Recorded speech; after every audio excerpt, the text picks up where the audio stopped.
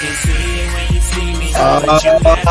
Suki now. Hell yeah. I know my dogs are watching, and if you ain't, I know you will be. And if you are watching and you ain't my dog yet, you will be. All bullshit aside, thank y'all for tuning in to the Get Busy Living Project, verse 7, lucky number 7. Hell yeah. Y'all know what today is. It's a great day to be alive. And let me just tell y'all, I sent a ton of text messages today. I did.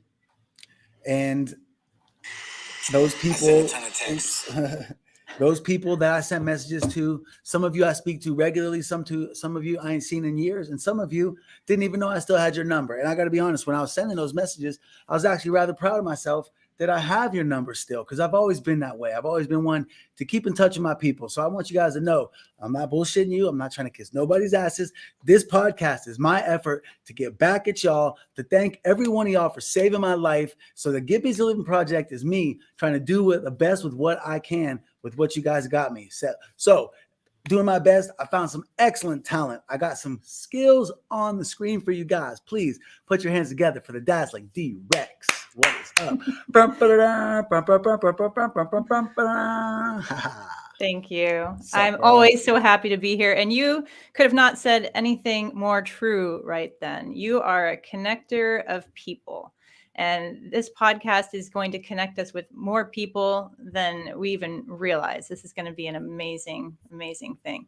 Thank you for everybody who's already here. Make sure you say hi in the chat box. Of course, we want to see who you are, and that's how we see. So make sure you say hello, and make sure to chime in throughout this entire podcast, because we want to put your comments on screen. We want to talk about things. If you have something you want to talk about, we're going to put it up there and talk about it.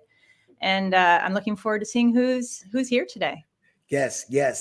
Please, guys, we're getting busy living. We're getting busy living with you. Either you're going to be a part of the audience, or eventually we're going to be getting you out here with us. We're going on vacations. We're going on trips. And the point is to prove that with deliberation, with empathy, with thoughtful thinking, with purposeful living, and you can do whatever you want. And all I want you to do is watch and join us. All right. So now I want you to know that you can get at us in any way, shape, or form that you want to participate by going to hello@gitbizzylivin.com. All right. If you just want to say hello, that's what it's there for. If you got an idea about where we should go, we got 54 more trips to go. One more down last month, one going to happen here in 2 weeks, and we got 53 after that. So if you just want to say hello, Swede, come at me. I'm in BFE, but I'd love to have you. You never know, man. I'm not looking for popularity contests. I'm not looking for population. I'm looking for my people. So I don't care where you are. The goal in this streak, this project, this podcast is to get with you, get at you. All right. So please pay attention, get in the comments, communicate with us, because we want to make sure that you guys understand that this show is for you, by you. All right. So today's show is about empathy. All right. And last show we talked about deliberately living.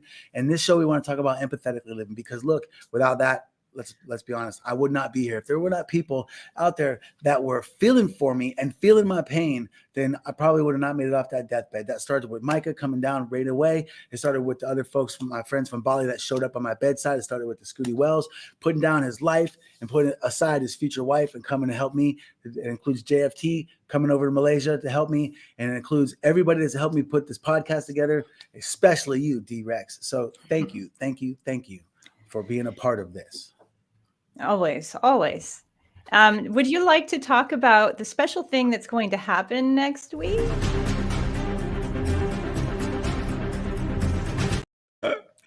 No, you didn't. I did. Yes, y'all. So I was telling y'all about prior. Oh my God, you put. Let's see that again. I gotta see that.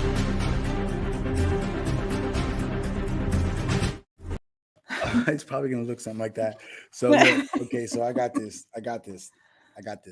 It's long. I ain't gonna lie, and I know that there's some of y'all that are thinking that I'm gonna get rid of that. Nah, the hair that's on top of my head was born in Australia, the longest ones. Last time I got a real cut where like I was short and business-like was right before I started not living business-like anymore. When I left Australia and went to Indonesia, man, that's when Get Busy Living really started happening for me. But the short hairs on my head were born in Australia, and I treasure those. They've been with me all along. And so what I got special for you is you guys have met a couple people that have been really cool and instrumental in this process of me getting busy living. You're about to meet another one, very special person today. But next week, I got somebody coming at you, my girl, La Paloma. So Paloma, I met when I was doing interviews, same way I met Kelly, to help people or to acquire a crew to help me get out of that facility. And Paloma was actually the first person I met, and she's going to come cut my hair next week. Wait till you find out what this girl does, what empathy means to her, man. This girl is cutting hair for homeless people. Can I get a hell yeah for that? Isn't that spectacular? So La Paloma is going to be here next week, but this week we are going to give you somebody that's the original player. Kelly is. I can't wait to get to Kelly. Go ahead, Dee. Go ahead, Dee. All right, we're almost there. I did want to talk very quickly about your raw vegan challenge.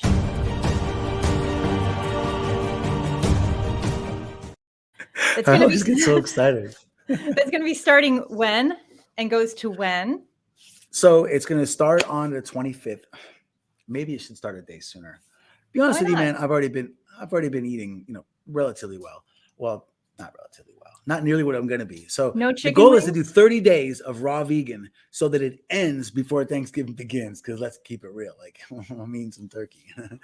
But no, 30 days of raw vegan is what I'm going to do. And it's all involved with my schoolwork and obviously with my life mission.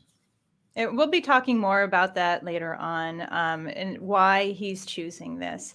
But I think that it would be best to put that off because I really, really would love to invite our guest on right now.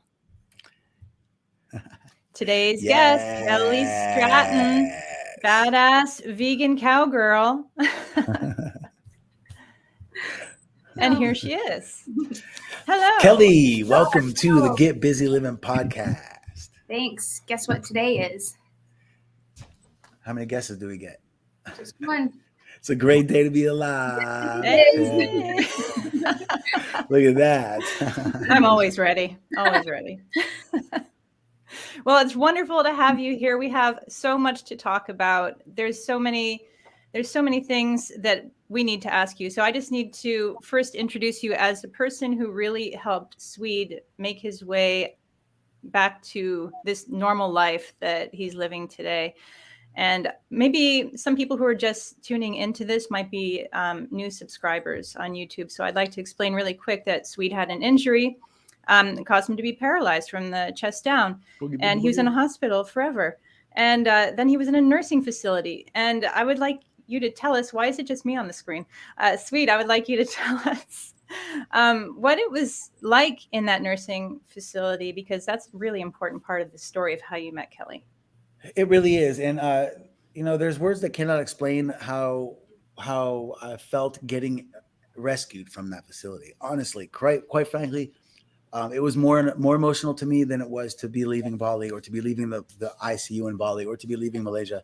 Leaving that facility was far more emotional for me because I was somewhat out of it, obviously, when those other things happened, but I was fully conscious and I had been stressing to the point where I went through a bout with depression that still affects me to this day. And, we're going to have a show later on, DRX. We talking about depression with people. We're going to have a show about depression later because now that I've been through it, I feel like I can speak intelligently on it. But man, it's hard to explain. When you're in a place like that, they're severely understaffed. So number one, I want to make sure that you understand that it's not the people that work there's fault. Okay. I got a lot of friends and family that are involved in that industry. And the number one underlying reason of why it's so miserable is because it's so heavily underfunded. Why is it underfunded? Well, because there's no money in those people. The money's already gotten out. Those people's lives are almost over, in most cases, or their days are numbered. It's not a new meal ticket. So they just don't pour money into those places. And when you're there and you've got to push a button in order for someone to come help you and you have to wait, and then the person, your roommate, is dying. I had like 9 or 10 people die while I was in the room with them in these facilities. You have other people that are losing their heads because their medication is late and they're going nuts, or the pain is too much and they're going nuts. And it's all because there's not enough staff to properly service the people the way that they should be serviced, And when you got people crying and moaning and the staff is stressed and like you're not getting service the way you need to, so you're one of the people that's crying and moaning, it's just miserable, man. And I tried for, first of all, when I started telling them that I was getting out of there, they were like, and do what? Where are you going to go? People that are in your condition don't live alone. and I'm like, I'm not staying here. And I definitely wasn't going to go putting the burden on my friends and family and loved ones. I've been saying since day one, I got myself in this mess and I'm going to get me out. Not that I can't do it alone or I can't do it without your help, but I wasn't trying to move in with friends and family. And I had so many friends whose family invited me, like parent after parent. And we're like, come on, sweetie, you can come stay with us, and I didn't do that because I didn't want to burden anybody with that, and because it's so hard. And so, I mean, like what they have to accomplish in those facilities is extremely hard. So it makes sense that it's not nice to be there, but it should not be as horrible as it was. And so after 6 months of stress and calling and trying to arrange and having all these different resources that are available, but none of them overlap, and like crying tears through my ass about how upset I was that things were not working out. And finally, after like 30 interviews, I go and me and Jay had rented a van to go to Vegas for Thanksgiving, and Kelly was available for an interview that day. And so we went and had a vegan lunch with her. And Jay was like, vegan? And I was like, yeah, because I had put an ad on care.com that was like, look, I'm in a nursing facility. I just recently got injured. I'm trying to live on my own, but I need caregivers to come. But one of the things that's important to me is that although I have this irrational and addictive, dysfunctional addiction to chicken wings, I have a deep aspiration of having a vegan menu provided for me because I know the health benefits of it. Not that I prefer to eat it or that if it tastes better, not that it doesn't taste better and not that I don't, but the point is that I know the health impacts for it. And so, I put this ad out and here we go. We go on to lunch with this girl and Kelly shows up and she's got a resume and she's looking all good and shit. And I'm like, I can do this. And so then, yeah, Kel, what was it like for you the first day that we met? I can barely remember yesterday, but no, it was good. My heart really went out to you, and I had done my research. I don't know if I told you this, but I'd done my research before I met you. What and research? So I found because there's scams on Indeed and things like that. So I wanted to make sure that I was like interviewing for a legit person and that your story was real. So I Googled you and came across the articles on People and stuff like this. And I was like, oh, wow. Okay. So, yeah, no, that was great. But my search engine was set to vegan on my Indeed because I was that's hardcore. Yeah, I was looking for I wanted to work with plant-based food somehow. So yeah, so I was super excited to meet with you, and our interview, which I expected to be 15, 20 minutes, turned into 2.5 hours, and it was great. Oh. And I think we had an immediate connection. I really Absolutely. Yeah.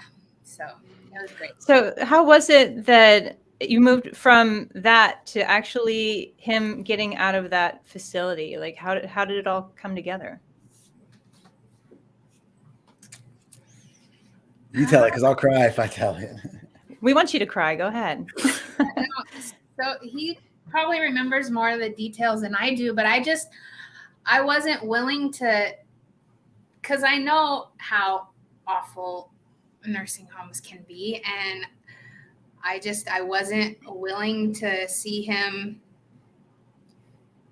He was looking for caregivers and he couldn't get a team together that was going to allow him to live independently. And I told him I would do whatever it took. I would take on the hours until we got those other spots filled. I would help with the interview processes if I needed to, whatever. I was like, but I told him he was getting out of there. And speaking of helping with the interview process, look who's here. Yeah. Hi, Summer. Hey. So Summer's got an episode in the future. Trust that. And Summer, stick around for the after party. I forgot to mention that, y'all. So after we deliver the message and I give you an opportunity to meet this person, Kelly, that's very special to me, I'm going to be kicking it afterwards. So I want you guys to stick around and, then we'll just be able to shoot the breeze and see what comes. I know that you guys probably have a lot of questions. There's some people there that are watching that might not know me. And I got some of my homies here that ain't heard from me in a while. So, I never know, what that's like. So, I want to stick around and, give you guys a chance to just kick it with for a little bit. So Summer, please do stay there and come back with us so that my homies can get a chance to meet you at the after party. So, my memory of that is, I guess I just remember details a little bit more vividly than others sometimes, especially when it's personal like that. And I had an issue with my at the facility where I was needing to get up early in the morning to go meet with I had a mover that was going to be moving furniture into my new apartment, and they failed to get me up in time, which was something that was happening often. And I found out through the grapevine that the girl that was supposed to be doing it had a beef with me for some reason, or not a beef, but like she just felt like I get my way all the time, and he always gets his way, just some people just don't want to see you happy, man, and she was one of them people. And so I ended up, I had paid a mover to come help us, and and they were there and I didn't show up. And so I had to pay them. And so I called the authorities, which for those kind of facilities, the caregiving facilities and hospitals and stuff, the authorities, the ones that advocate for the patients, are called ombudsman.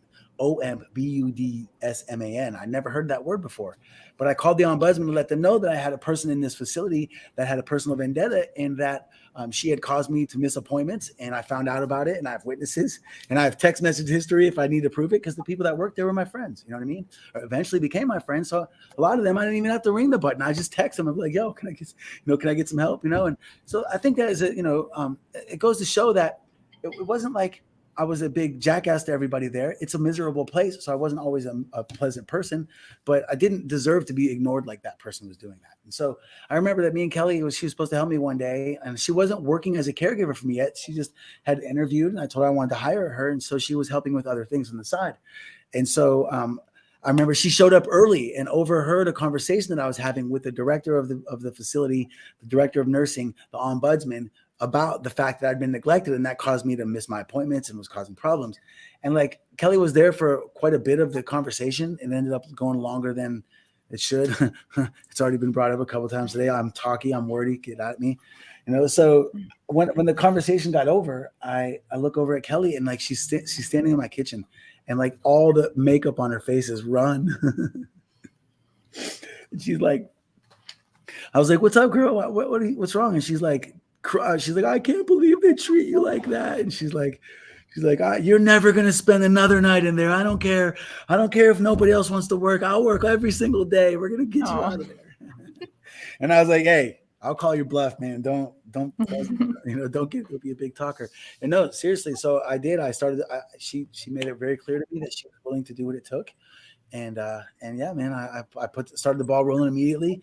And I'm pretty sure that day when we left my apartment that day, I'm pretty sure both of us thought that I wasn't going to sleep in that facility again. She had convinced me that it didn't matter what I needed, that she would be there and do that for me. And man, there's no feeling like it, man. That was a legitimate rescue, man, because although I did stay there a few more nights, the fact that I was leaving made it so much more pleasant. And God, getting out of there, man, That's amazing. I escaped Shawshank when I got out of that motherfucker. And I think it's just amazing, Kelly, you barely knew him when you felt this deep need to help him so much that you were willing to spend part of your days. And were you a young mom at that point? Yeah. So that's incredible. And I think it's really cool that you guys maybe wouldn't have met if it weren't for that ad that said vegan in it, and the fact that that's your connection, and that's why it's important to have you here today, because there's so much that we need to talk about. And you're so interesting. Your story is so fascinating.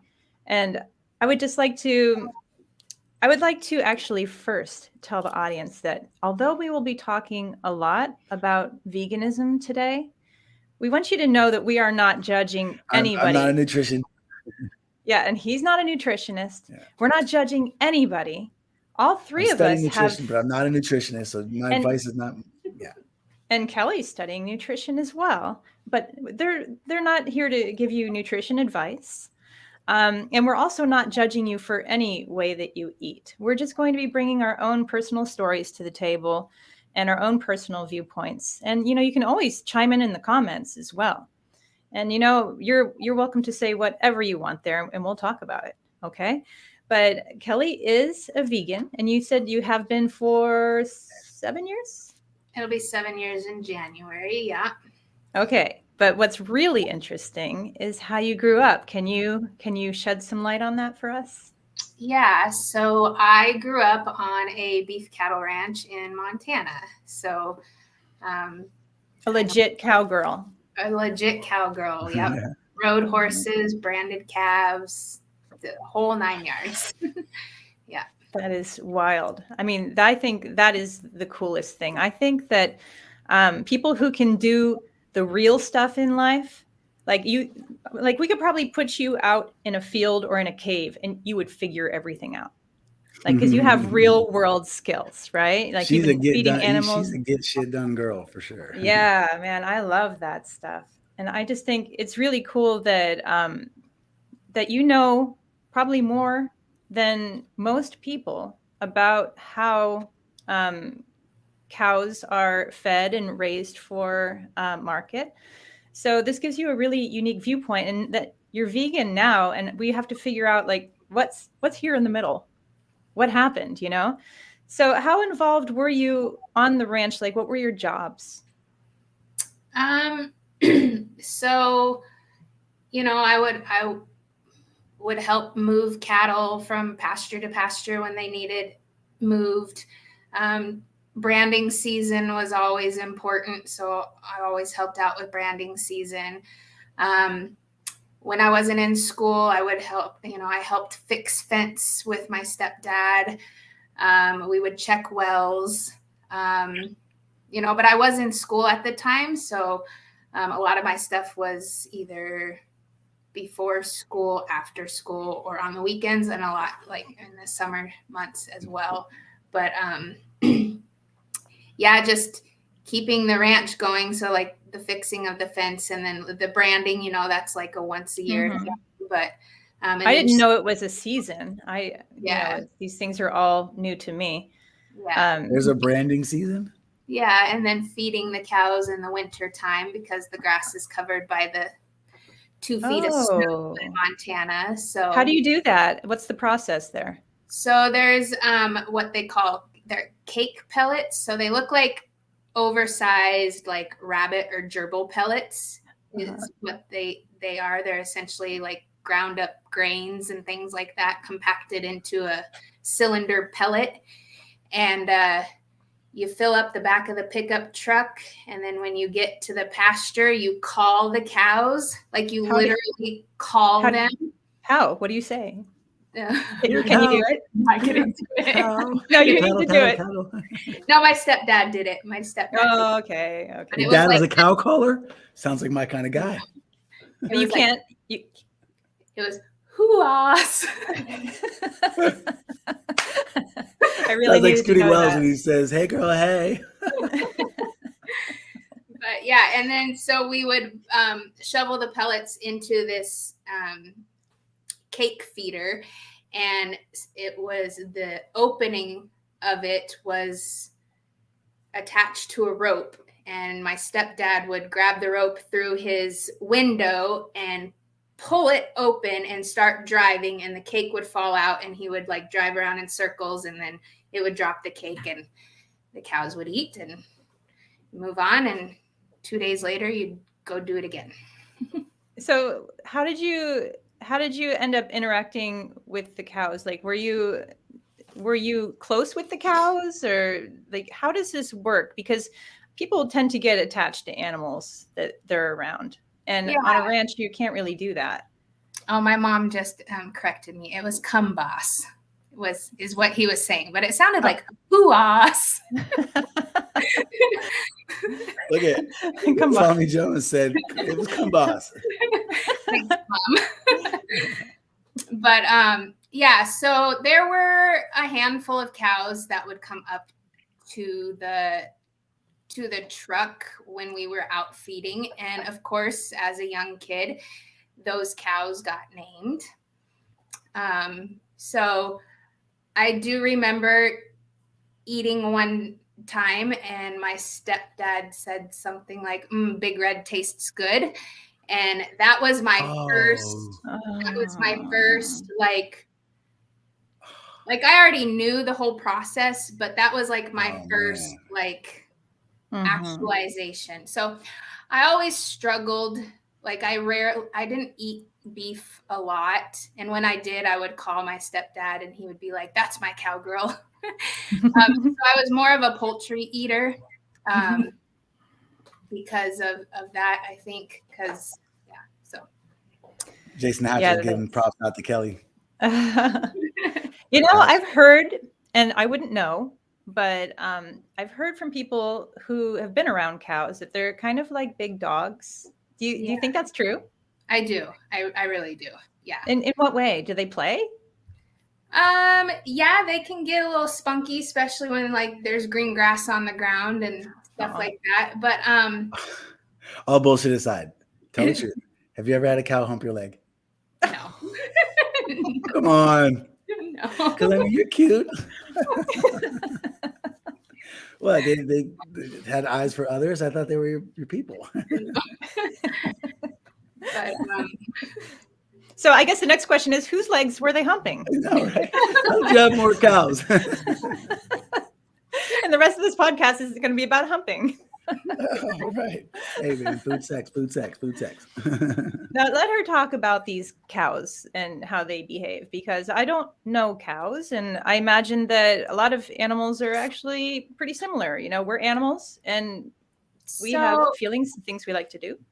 Yeah. So like, I do remember like specifically like at shipping season. And that's when we would actually take the calves away from the cows and ship them off to somebody else. And we would have to move the cows from that pasture where they last saw their calves to another pasture, because they would hang around that area for weeks looking for their babies. So now that I know what I know now, looking back on that, it breaks my heart. But, that's tough. I do want to say that I'm very fortunate for my upbringing, and I would do it all over again. I thought growing up on the ranch was a great opportunity, and I'm very grateful for it. So. It sounds like an amazing life. It sounds like you can learn a lot through that process. It definitely nobody will ever question hard work and gave me my work ethic. I was going to say, nobody will ever question the work ethic of somebody on a farm. And that was my sister, Kelly, that just said that actually I have a sister named Kelly and I have a sister named Holly. And I'm not sure which one of these it is. My sister, Holly Joe, is in the comments, but it says, I love farm life and you all, Kelly. So I'm not sure if that's Holly talking to the guest Kelly or that's my sister Kelly on Holly's phone. I don't know, but hello, sisters. So, no, but what I was going to say is that, you know, nobody will ever question the work ethic of people that work on farms. It's not that the process is something that we should all be frowning upon for any other reason other than that. Now that we know that there's so many cons to the debate of whether you should eat meat or not, that as more people are waking up to it. And unfortunately, I mean, it's even getting to the point where it's hard to get people to work on small farms. And so everything is being forced to become automatic, and it's hurting the planet in so many ways.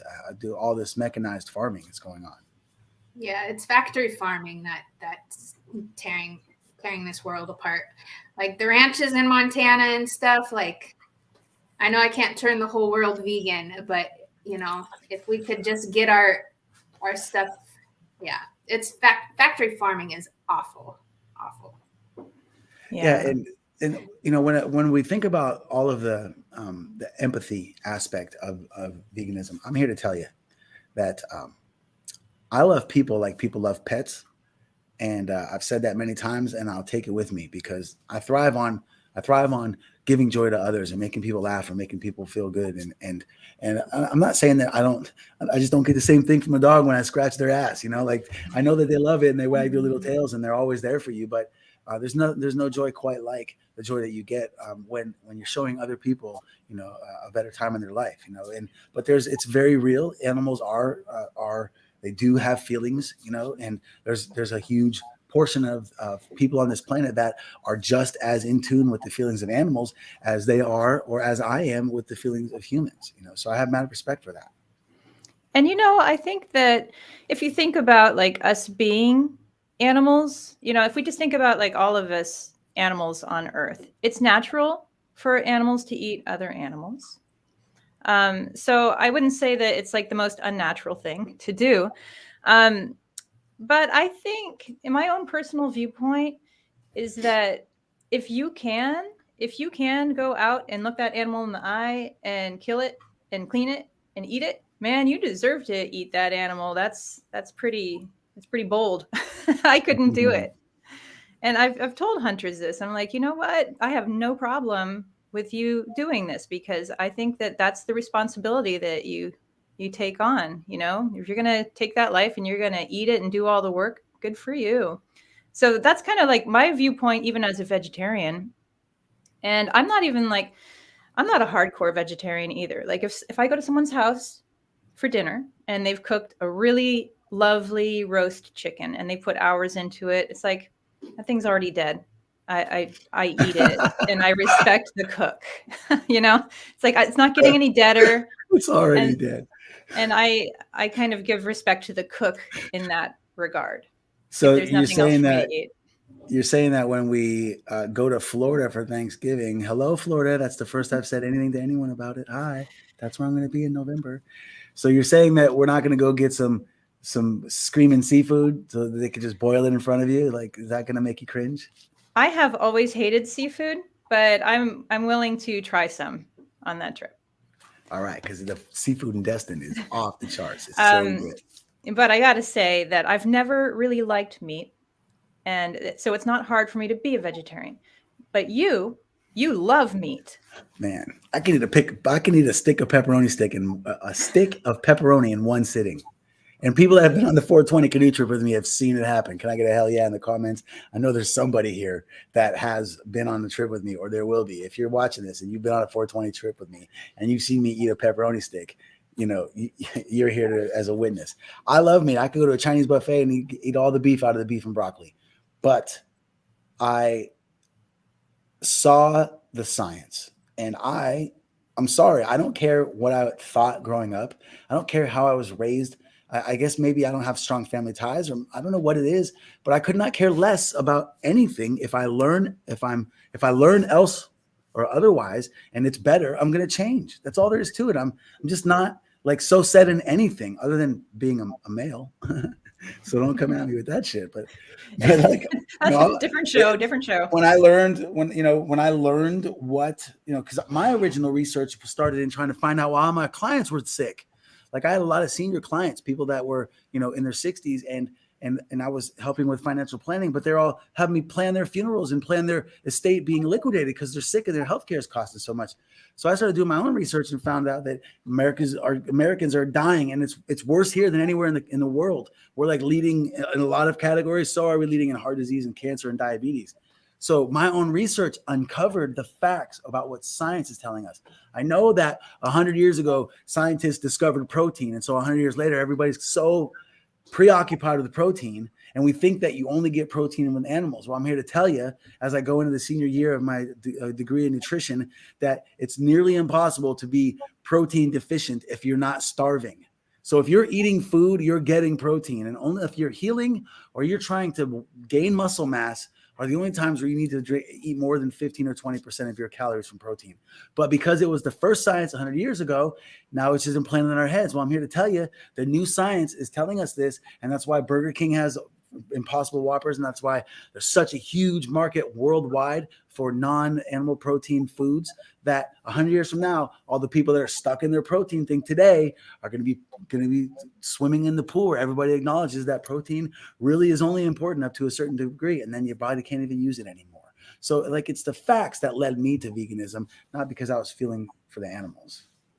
And I think Kelly has a similar story. I didn't quite hear it all, but you had some blood work done in college when you were still eating meat? Yeah, so I was going to Weber State University, and I was starting my bachelor's in nutrition, and they offered to give us extra credit if we got our blood work done. So I did that, and I had high cholesterol, high blood pressure, and I was borderline diabetic. And how old were you? I was in my early 30s.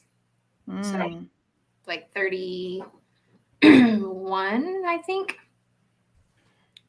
It was right about the time Peyton was born. So I was like 31, 32. I typically don't look at my phone at all while I'm podcasting.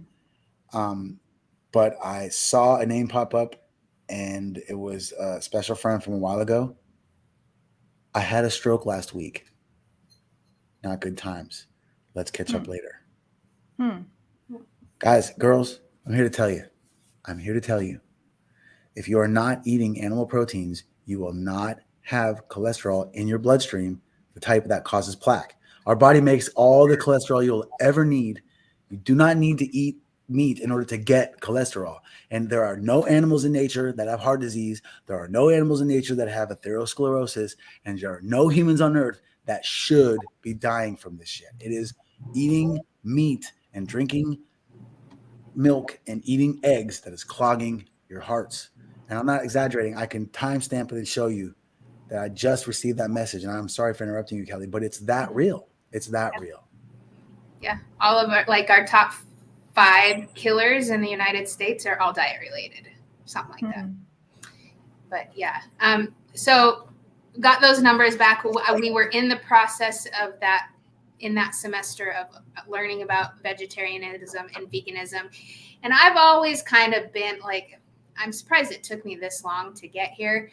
But I've always like enjoyed the plant-based burgers, like the black bean burgers and things like that. And so I decided, since we were learning about it at that time, that I was going to go vegan for the month of January. They call it Veganuary. So Chat down. I think we're on to something, buddy. Yeah. Chat, where you at? So I quit eating meat the day after Thanksgiving because I too loved my turkey. So I quit eating meat the day after Thanksgiving and just continued because I loved cheese. So I continued with the dairy products. And then on January 1st, I went vegan. And like within 2 weeks of the vegan challenge, I got my blood work done again, and my numbers were perfect. I was no longer diabetic. I no longer had high cholesterol. I no longer had high blood pressure. So I wasn't looking back after that. And I do have a huge heart and a lot of empathy for animals. So it just kind of came naturally to me in that sense. So it started because of my health, but I continued to do it for the animals and for the planet, because in the 7 years that I've been vegan, I have been a fat, overweight vegan who liked Ben and Jerry's vegan ice cream and Oreos. So, that's an important thing to talk about, is just because you're vegan doesn't mean it's healthy. Right. Oreos are the worst food on the planet, but man, they're good. They are so good. Yes, that's 100% a great point. Okay, that's why I want to make sure. Look, a lot of my homies are not vegan. All right, fellas, I love you still the same. Okay, do your thing, be you. I just don't want to see the day when it's you in my inbox saying you just had a stroke. Okay, that's where I'm coming from. But as far as vegans being healthy, and there is, just like there's righteous religious leaders out there, and there's righteous leaders about gun rights, and there's righteous leaders about pro-life and pro-choice. There's righteous leaders that are leading the righteous. Okay, we're all righteous in our own ways. But the point is this: just because you're vegan doesn't mean you're healthy. Health has nothing to do with how many calories that you eat. And if you eat too many calories, they can be vegan calories, you're going to be fat. If you don't burn the calories that you consume, you'll gain weight. If you do burn the calories you consume, you will lose weight. It's that simple. It is not any more complicated than that. Now, there are lots of studies going on these days about hormones and our ability to burn calories and our ability, but all these hormone imbalances are happening not to vegans. They're happening to the people that are eating the meats that have the hormones in the foods. And also there's a lot of plastics in the environment. So it's very complicated what human health is. And this nutrition journey has been very eye-opening. But the point is that you can be you can appear healthy. You can look great.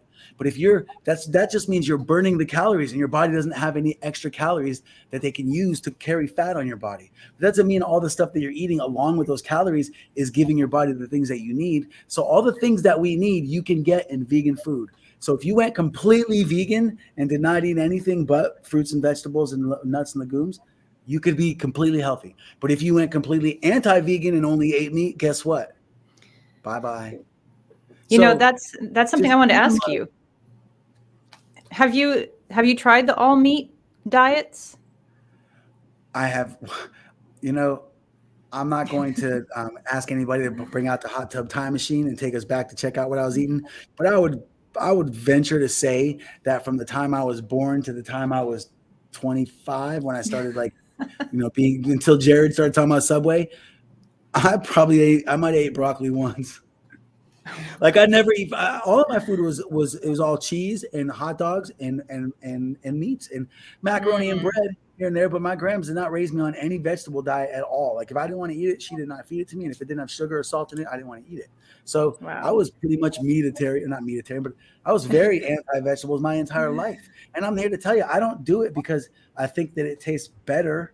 I do it because it makes me feel better and it elongates my life. That's the point. That's the Get Busy Living project, is me trying to show you guys that I appreciate you giving me this life.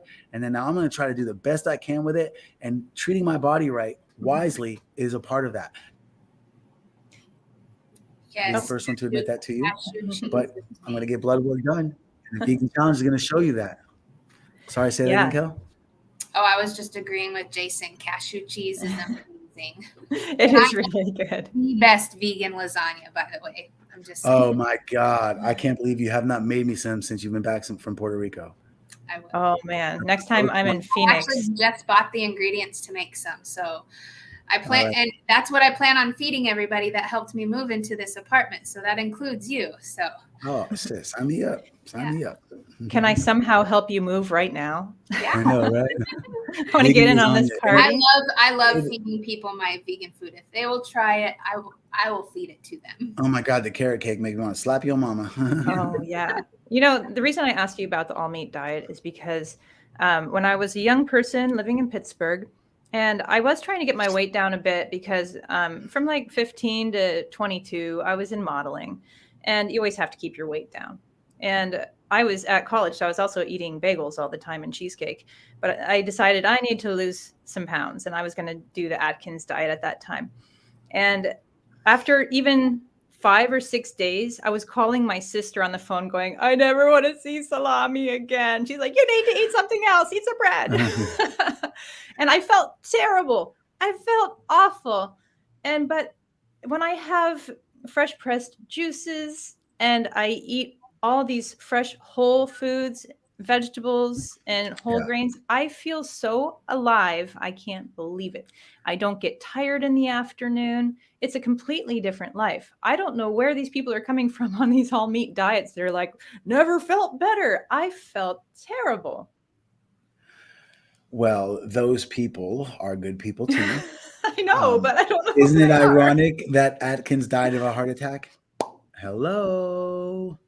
So look, the thing about that diet is that whether you want to talk about keto or you want to talk about these other diets that limit your carb intake, look, our bodies, if you guys haven't heard me say this already, I'll say it again, are the most amazing creatures ever known to this universe as far as we can see. Okay. Our bodies can adapt and overcome just about anything. You can literally feed it shit sandwiches. That's food that people have already eaten, and you'll survive forever. The thing is that it doesn't mean that you're thriving. And until you have gone on a diet where you ate nothing but living things with our whole foods, means they're still alive. Most plants, until they have rotted, are still alive. And so when you eat living foods, it changes the way you feel. If you haven't tried it, man, that's why I'm doing this vegan challenge. Okay, what I'm doing is rather extreme. I'm going to eat only raw. That means no cooked and there's a lot of vegetables that our body absorbs better when it's cooked, like, tomatoes and stuff like that. When you cook it, it becomes more bioavailable for us. But I'm not going to do that. I'm going to eat raw, which means it's all going to be fresh fruits and vegetables and nuts and grains. I'm not going to cook anything or process anything. And I'm only going to do that to prove that our bodies were designed in that environment. And I know for sure that they operate best on that environment. So after I've been eating a standard, relatively healthy diet for, the past several months since D-Rex got in my ear about it, I've been eating well, and I have lost some weight, and so I've got blood work from a month ago. I've got blood work that's coming up tomorrow, and I'm getting more blood work after the vegan challenge is over. So we'll see what it looked like before, and then 30 days until tomorrow, what it's looked like. And I'll know what I've been eating and what it's been like. It hasn't been vegan. It's been pizza and chicken wings more often than not. And then It's football in a few season. days, I'm going to go into thank you. I'm going to go into raw veganism for 30 days. So even during that, I'm not going to eat. Except for, I saw you in the comments, Tosh. I'll probably get grubby with you on Halloween.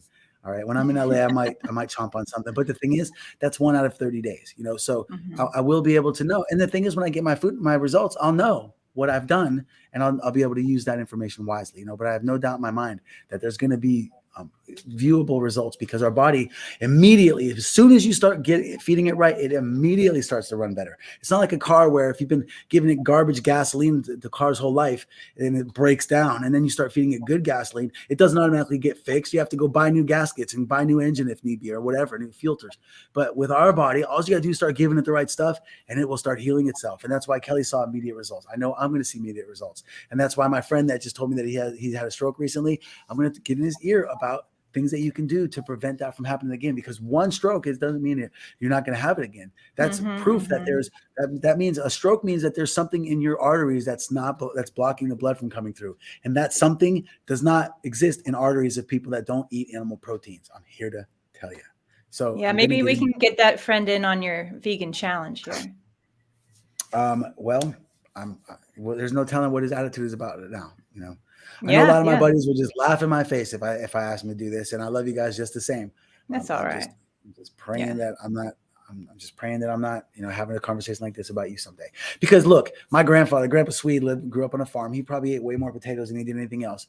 But he had a farm in Kane, Pennsylvania, where my 2 sisters are at right now, and he drank whiskey until the day he died, and he smoked cigarettes, and he probably ate as much steak as he wanted. And he lived a long, prosperous life. So it's not that you can't. Some of us are gifted like that with amazing feats of strength and endurance, and others aren't. And there's no reason to test it. Just be wise now and live longer and have more energy and be healthier. So first of all, I want to know what you plan on eating on a daily basis. And Kelly, I want to know what you would recommend it would be super tasty and fun for him to do. I just want you guys to talk about what kind of vegan foods would be good for this challenge, because people might not know. I'm still trying to recruit Kelly to come over and help me here every once in a while. But I will. I'm a huge fan of making my own sauces. So you can switch up. Ice cream. She makes some bomb ass ice cream. Ice cream's raw, right? You have to cook it. You could use frozen bananas. That's true. That's true. That's some good ice cream right there. Yeah, for sure. But I love making my own sauces, especially with cashews. I'm a huge cashew advocate for very versatile savory dishes and sweet dishes.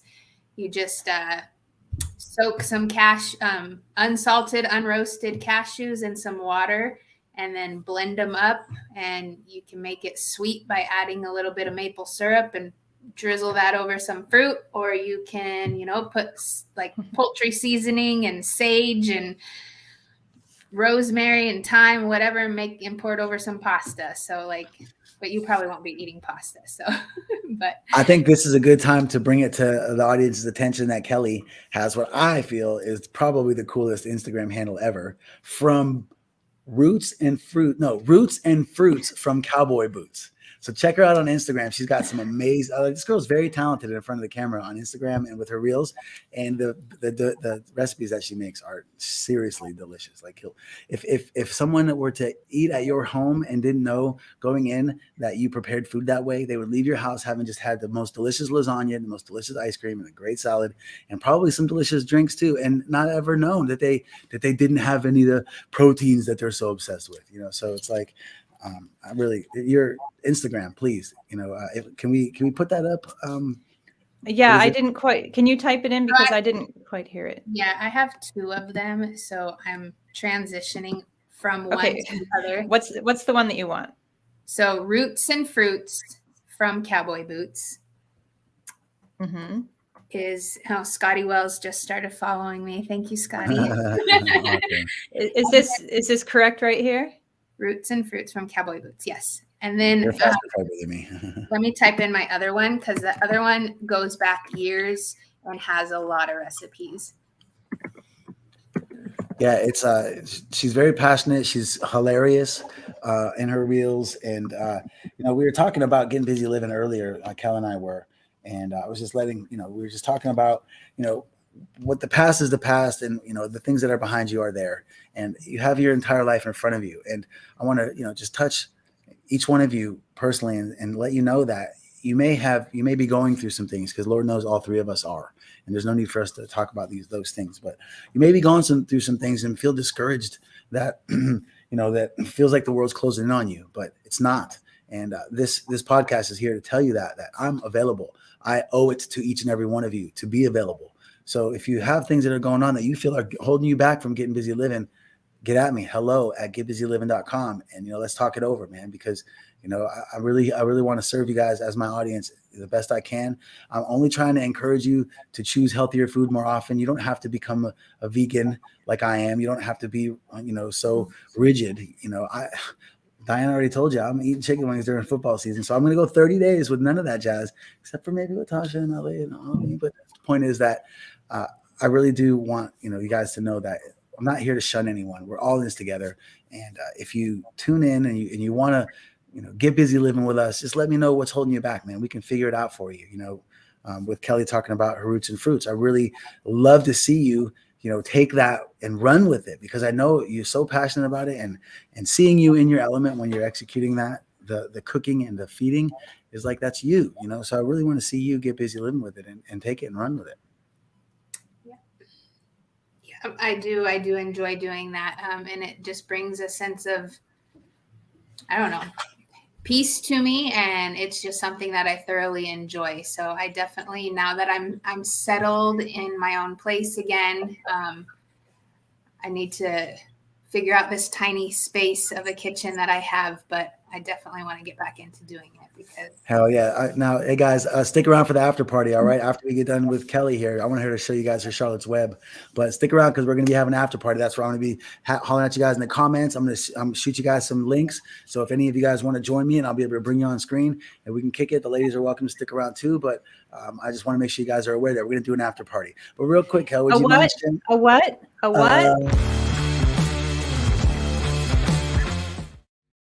Yes, an after party. Come on, come at me. So just stay in the comments or stay in the show after we end the message, and then we'll just pick it up right here, and I'll start bringing you guys on. But Kel, would you do me a favor, and why don't you tell us about the little decorating skills you got going on back there?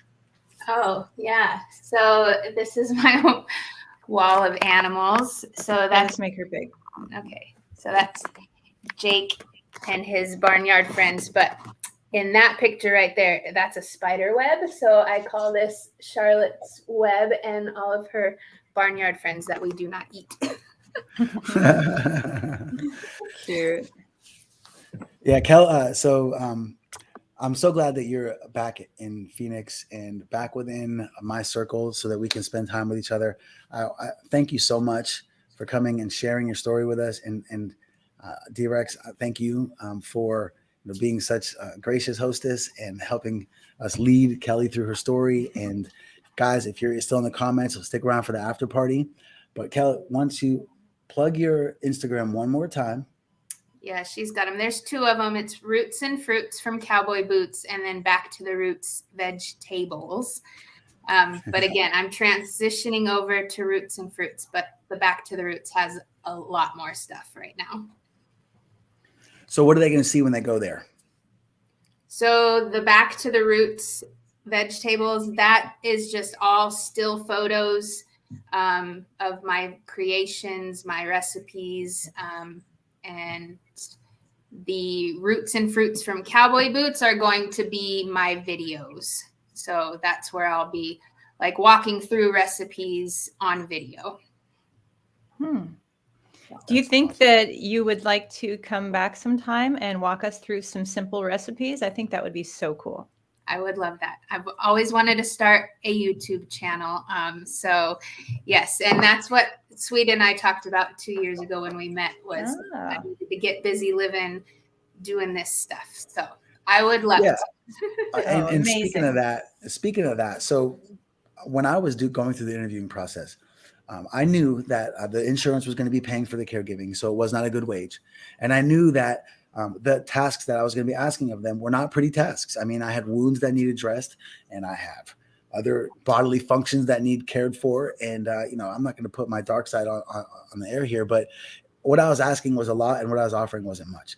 And so the people that I hired are a very select few and very special people, because each and every one of them, Paloma, that you're going to see next week, Summer, that was with us a little bit earlier, hopefully she'll be with us in the after party, and Kelly, and then also we're going to get Hannah as well. Hannah's going to come help me dye my tiger stripes back in my hair. But these girls, when I met them and was doing the interviews, I was like, look, I know that it's not good wage. I know it's a lot to ask, and I know that you cannot call off. I will be alone and helpless by myself in an apartment. So if you are the one coming in the morning, you have to come. Otherwise, I'm screwed. And so don't call intense. me.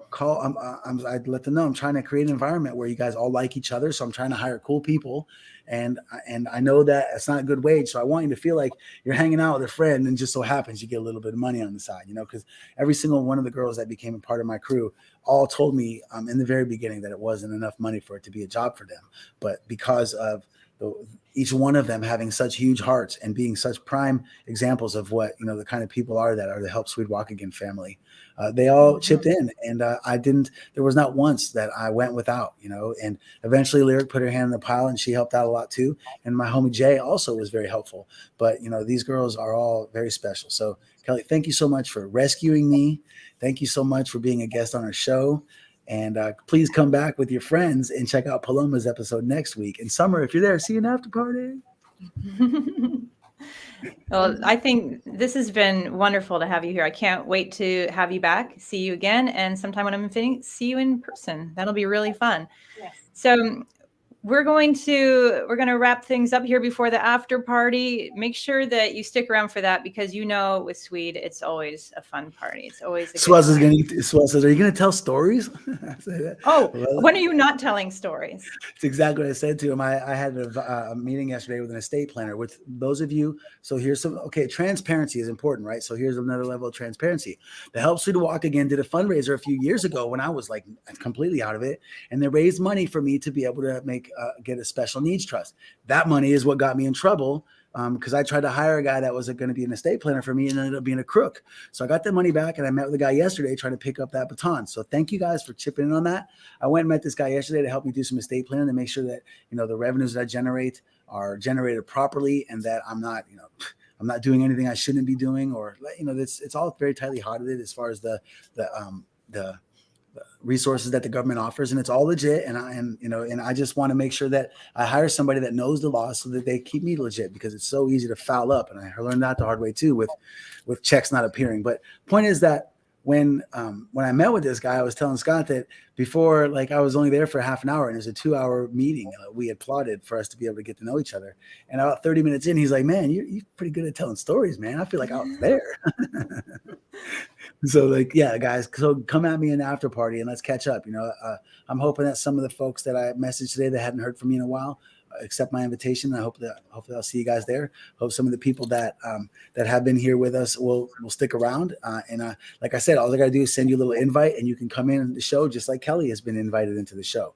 And so as far as the transparency goes, we want to let you know that this podcast obviously is an opportunity for us to keep in touch, but it's a tool that we're using to try to generate revenues. I told you guys, I owe you a huge party. And this podcast is what I've deemed to be the most doable way for me, now that I have limited means, to try to generate the revenues to throw that party. So we're going to be completely transparent with the money that we earn. We're going to be completely transparent with how we disperse that money, because it's coming back at you.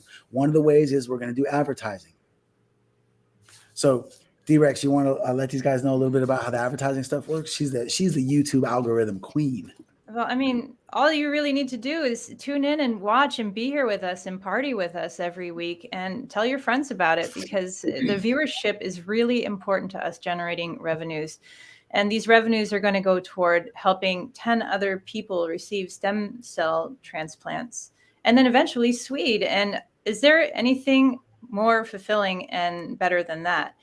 I don't think so. I think this is going to be the best party you ever went to. And it's exciting to be part of it.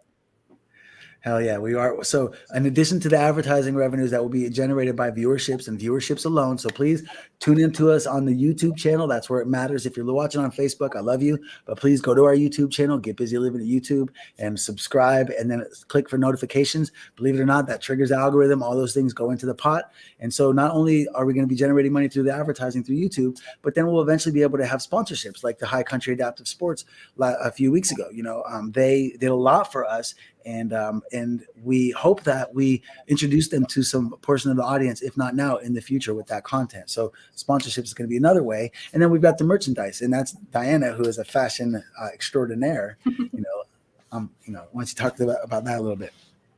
Oh my goodness. Well, what's something that is in the pipeline, and we could always use help in this organization. It's a brand new thing, and it's a huge project. So if you want to be involved, we really could use some help from you. And if you have graphic design skills, you have fashion design skills, we're going to be cranking out some merchandise soon, so that when we're on our trips, you got your swaggy t-shirt. Was that totally cringy? I think that was a little cringy. I get a little that way. But it's going to be something that's in the works. And if there's any way that you want to contribute, please reach out to us. Let me find the email address, but it's hello@gitbizzylivin.com. And you can actually reach out to us on that email address for several reasons. If you want to join in on the vegan challenge, if you want to say hi, if you want to be involved with this, if you want to go on our trips, please reach out. That's the email address.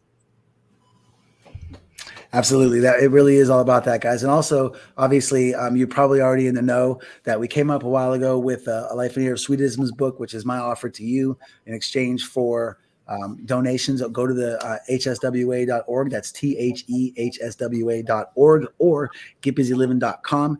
Either one of those places, you can follow the reserve your copy link. $25 or more will get you a copy. What we're doing is we're doing pre-sale. I'm accepting donations for pre-sales right now. Once we get 2,000 pre-sold copies, 2,000 times 25, that's 50 grand, guys. $50,000 is enough to get all the books shipped to you guys for Christmas. So let's get them in time for Christmas. Also, that 2,000 is going to cover a stem cell treatment for whoever we find that's going to be the first one that we're going to get help. So go to nominations at the hswa.org to start telling us stories about people you think could use some help. And then also part of that $50,000 is going to go, we're going to pull a raffle. We're going to pull a name out of that 2,000 donor name list. And the winner plus one is going to get an all expense, airfare included, 7-day, 6-night adventurous Alaska tour with the Wolf Scooty Wells himself. So we've got details for how that works and what the Alaska adventure looks like. All you got to do is go back to, what was it, episode 4, I want to say, where Scooty Wells and you talked about the adventurous Alaska. I'm not sure, but that trip sounds so incredible. I want to go on it. I don't care who wins it. I'm hopping in the plane. That's going with you. It's your I'm here to tell you. That's my number 1, number 2 bucket list. Oh, well, Kelly and I are both hopping in the plane. Yes. See, look, both of my girls on stage or on camera right now are Alaska fans. Both of my sisters, they told me, hell no, we're not going to live with you in Phoenix. I can't get them to come out here to save their lives. But they're like, now Alaska we can do. So it looks like I'm definitely going to be putting down some roots in Alaska so I can get my sisters to come sit by my side with me.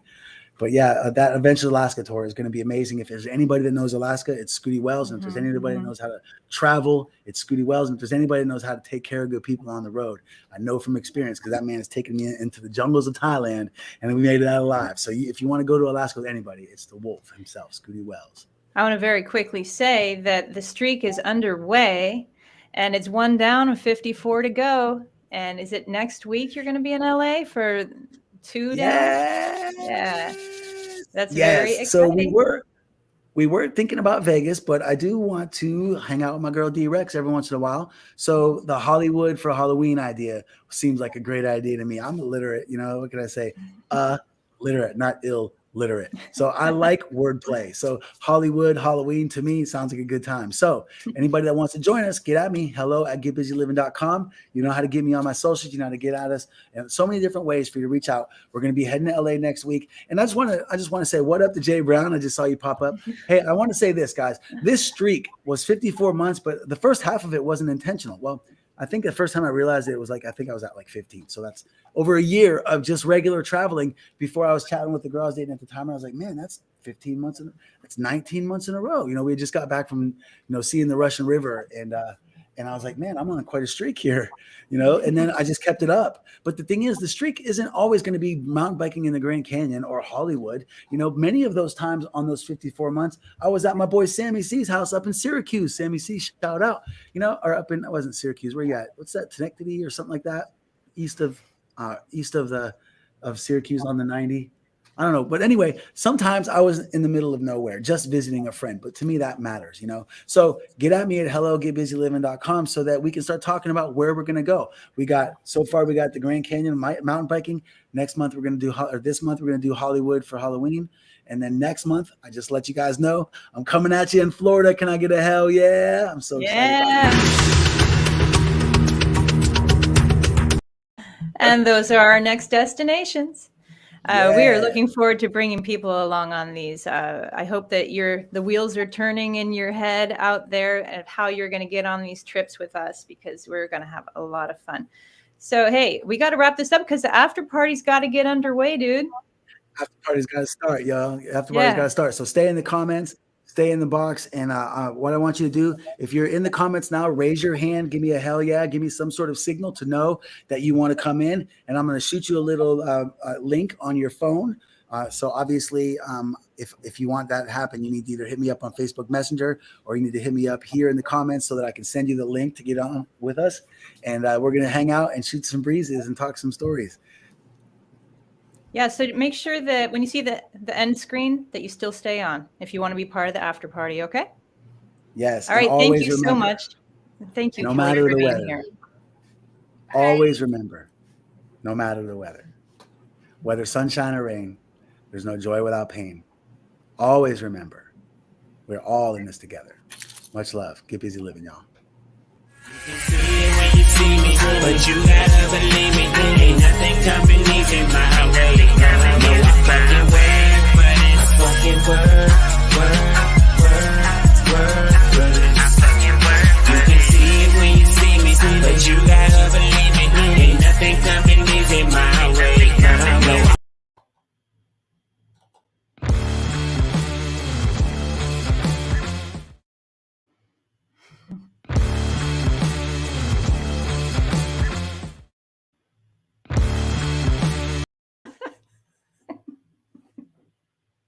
I love it. Hey, Cal, welcome back. Welcome to the Get Busy Living after party. You're my first official after party guest. I'm going to leave this open, but I got to go get my kiddo.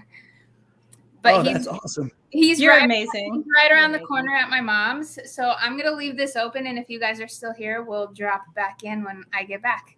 Does that work? Excellent. Yeah, go get your kid, mama. Okay. All right, I'll be back. Thank you for that. Thank you. It's just the first of many, Mama. You're going to be back with me. I know this. I can feel it. Yeah, I would love to do a. Looks like Melanie wants to talk about Florida. We didn't do the Hey, Mel, you want to? Oh, would you like to hat. be a guest? We didn't do the hat, sweet. Oh, that's okay. We got after party material. Come back in the hat. Okay. All right. I'll be back. All right. Now I am going to gracefully exit. Did you have something you wanted to say? I was just gonna say that now that I kind of feel like it's off the record, so to speak, and even though yes, people are still able to tune in, that the things that we've been doing, the fact that you've been helping me like this is priceless to me. It really is. I mean, I don't know how to thank you with words. I'm hoping that I can come there and be present in your life, and that can be a gesture of thank you. And I hope that we have the best time you ever had in Florida. And I That's just going to hope be that interesting. I hope that you're enjoying this, and I hope that you stick it out with me, because I can't make very many promises, but I promise you I'm not going to quit. And I just don't see this not being successful in the long run, as long as we're persistent and as long as we give the people what they ask for. Obviously this is the preseason, we're figuring it out, but we're both sharp, we're both dedicated, and I have no doubts with your talent and with Scott and Jerry getting my back. I just know that something is going to come up this big. For sure. Well, this is definitely a fun adventure. And every adventure with you is fun. I shouldn't be surprised. All right. I think we got our first after party guest. Oh. What's up, Magic Bell? What up?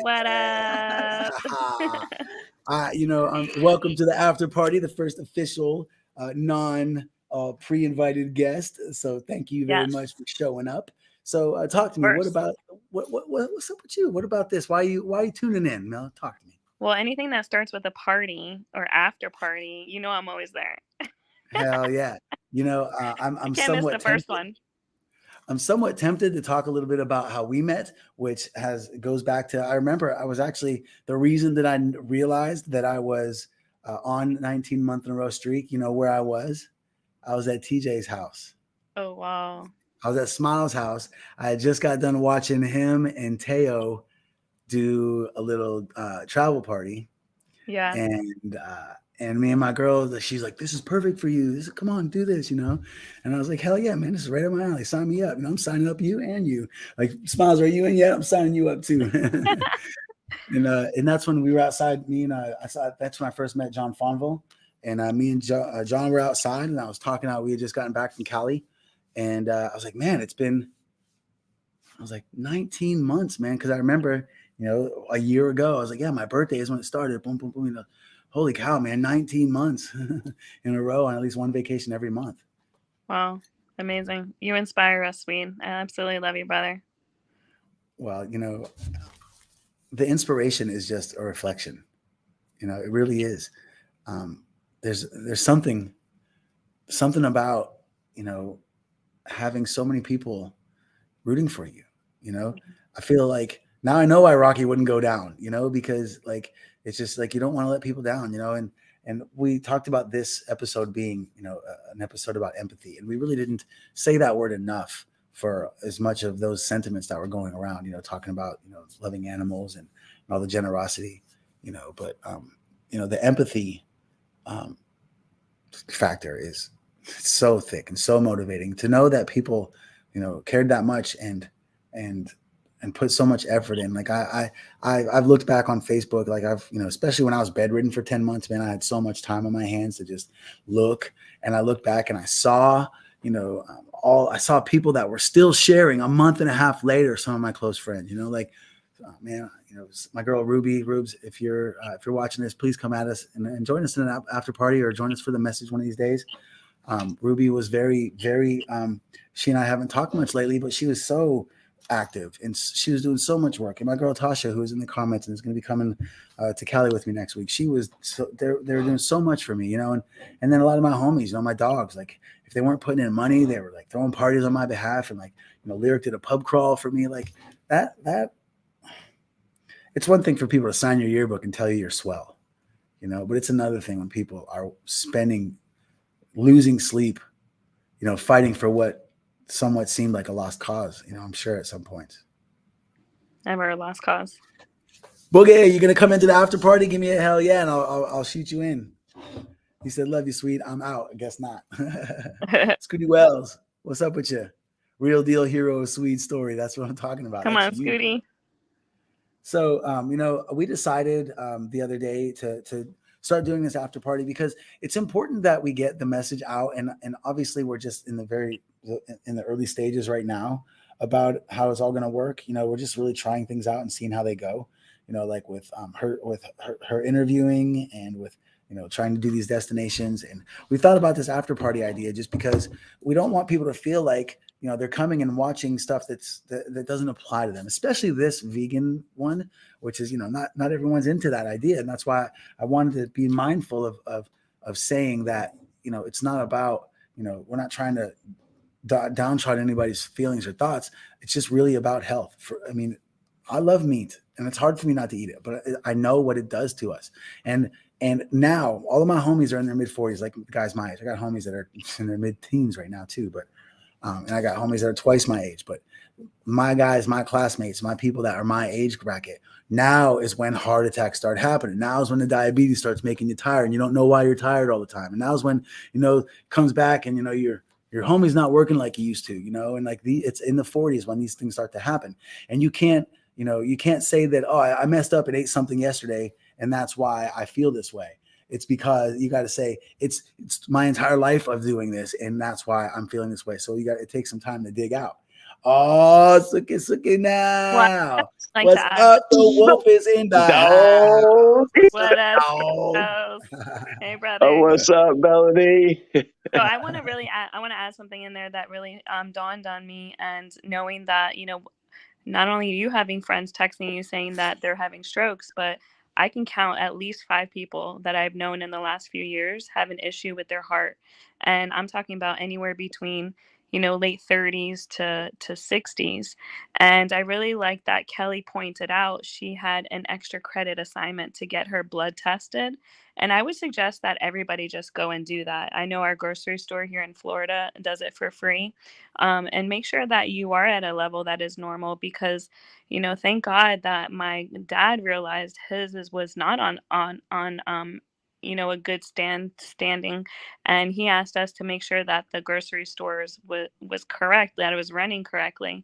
And we've discovered that my husband, who's 4 years younger than me, actually has also high blood pressure, and he's in his mid 30s. So if you don't know for certain and you are not feeling 100% yourself, you should definitely go check. And just incorporating vegetables and fruits, like Sweet said, and Kelly illustrated, I don't know how to say that word. Reiterated. Reiterated. Yeah. In 2 weeks alone, you can get your health back just by eating fruits and vegetables. So, especially if you have children and you want to live a longer life, it's important that you check this stuff, because you may think that you're eating healthy, but a lot of the stuff that we're eating has preservatives, and that's what's really killing us. And it's a great way to just get back on balance by going vegan for a little bit, even if it's not for a very long time. Yeah, thank you so much for mentioning that, because really being mindful of it, just go get checked, and Yeah. and just look into it, just become aware, Yeah. What's up with you, Wolf? So I want to mention this because I know we got some experience with this. So I recently went to the urologist to find out, if they could have any magic wands to make my magic wand work again.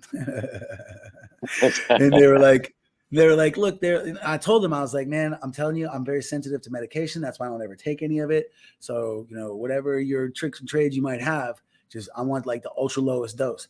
And here's the thing, what I learned, and I kind of already had an idea just from my studies, but the truth is that when you have any problem with your willy not working or your honker not honking, it's not a hormone imbalance. It's a cardiovascular issue. See, our penises are full of capillaries. And if we have clogged capillaries, then it doesn't allow that blood to get in there. And that's the canary in the coal mine, they say, that shows you that you have some sort of atherosclerosis. So it's one thing if you get a little bit of a buzz and it's not happening for you, but if it's chronic, then that is a red flag that you got some issues, to need to get checked out. So I'm talking to my dogs. Like I said, most of you guys that are my classmates are around that age where stuff starts happening. So please, it's not a pride thing, man. Nobody has to know, but just go get it checked. And believe me, don't believe what the doctor tells you because they're trying to get paid by you. Do your own research. Go get the blood work and decipher the numbers on your own. You know what I'm saying? Like, do your own work about figuring out how the numbers work. I didn't mean to bring you on like I was talking at you, Swells. I'm just talking in general to my boys. I know. I was like, dude, what I just step into? You get to be the face. No, but no, it's straight up though. It's important that that people are aware of this, and I hope that for the few folks that might have watched tonight's show and been like, man, I ain't trying to fuck with that. Fuck Sweet. I ain't kind of seeing no problem.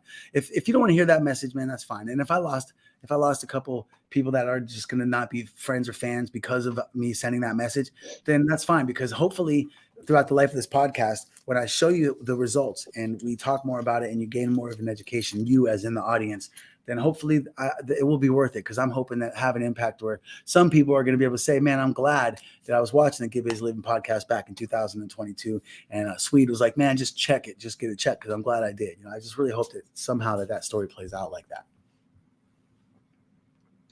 Yeah, I don't know. I think there's less of a stigma nowadays anyway. So, people are a lot more receptive to kind of hearing things from a different perspective, gaining information, and, that never hurts. So, whether or not people are interested in doing the challenge or not, it's another thing, but, I mean, that's something that I want to give a try, but not this time of year. Yeah, not this time. Go ahead, Mel. And not only that, there's so many more options these days than, just even 5 years ago, of varieties of things that you can eat. And they actually really taste good. The vegan options, they taste really good. Sweet and I were just talking about Gardein in the frozen section. It's not, the frozen section is not always the best unless it's fruits and vegetables. But if you want to move in the direction of trying to be vegan or more healthier, those options with Gardein are very good and delicious. I don't know if you tried it yet, Sweet. I didn't, but it looks delicious, and I know that there are lots of, they call them the non-meat options or whatever, and they're there, and it does make a difference. It's the minute. When we think about minute, it's hard for us to wrap our brain around how small things really are, but sometimes it helps to think about how big things really are. So the size of a glucose molecule compared to the size of our body is like the size of the earth compared to the size of the universe. Wow. So when you think about how small the earth is compared to that, and then you think about how small are those parts that are using in our body, it makes sense why it takes decades for it to accumulate and start to become problematic, because our body can handle those little tiny, planet Earths when we have an entire universe to worry about. But those planet Earths start to accumulate, and then boom, you're having a stroke, or things aren't working. And there's so much more out there about the plastics in the environment and how they're affecting our hormones. And really, until we go to transition to a society that is only eating food that we've grown, and not animal wise, but food that we've grown as far as plants, and we know what's in the soil, we know there's no plastics there, we know what's in the air, we know that there's no problems there, and we know what kind of water and light we're giving it, and we know that it's stuff that we can use. And that's not far off, man. Technology is moving so fast these days that it's really not that far off before we actually will know, all of those things. And when we get to that point, then we'll stop having, these mysterious Alzheimer's and autoimmune and inflammatory diseases and these dysfunctions of breakdowns that we don't understand. We're very close. We're learning so fast every day. And there's going to be a time when, in the near future, when this is not a pipe dream, it's like people are actually healthy creatures on this planet. Amen. And to move in that direction, the thing and the first step I would suggest doing is drinking plenty of water. Drink a lot of water, and you'll see a difference in your body. Good point. I'm gonna write that shit down, because Nicole told me in the chat she's been trying to get you to do that. Yeah, Denise, I was just about to say, Fairy Godmother, I was gonna be so happy for you saying that. Yeah. Yeah, she does. She does a good job of putting it in my face. I just don't do a good job of drinking it. And you can tell maybe that my voice is a little raspy. And I wonder, how much of whatever sickness this is that has a hold of me would not have a hold of me if I had been, not been eating them pizzas and chicken wings lately and drinking enough water. For sure. Really. Definitely. I find that a lot of times people that are around me that are sick, I find a ton of times where I don't get sick simply because I drink a lot of water. And it's pretty much only the thing I drink, and I incorporate my fruits and vegetables. Yeah, water is a magic thing, man. It's this like tiny little magnet of life. And if when it gets to the point, Swells, where you think it's not, in fact, it's not going to get to a point. It's already to that point. So you already in your mind are curious about what it can do. So I'm sure you've already chosen wisely recently, probably. And it's not about being militant about it and forcing yourself to always choose wisely. It's just about more often choosing wisely, So I'm sure, especially now that you've got your son in that you probably, and your wife probably have been choosing, to go a little bit less on the portion or to hold off a little bit on that ingredient. I mean, you've mentioned to me in the past, bits of it, not that you've ever went all militant and decided to brag about it, but I'm hopefully the influence has been there. Yeah. It's there. That's good. I don't know how good I do. I don't know. I'm trying to cut out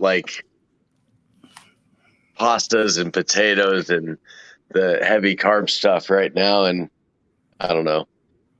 Well, it's not really about cutting it out. It's about moderation and then changing it out, like supplementing it. So instead of white potatoes, you could do sweet potatoes. Hell yeah. What's up, girl? Welcome back. Hey, Peyton. What's up, man? Hi. So, Kelly, what's up, this man? is Scooty Wells. Scooty Wells, this is Kelly and Peyton. Hi. Kelly, Thanks for Peyton. following me, guys. And this is Magic Mel, my coach. Mel, this is Kelly and Peyton. Yeah. Hi, Peyton. Hi, Kelly. Melanie and I have met. I'm sorry?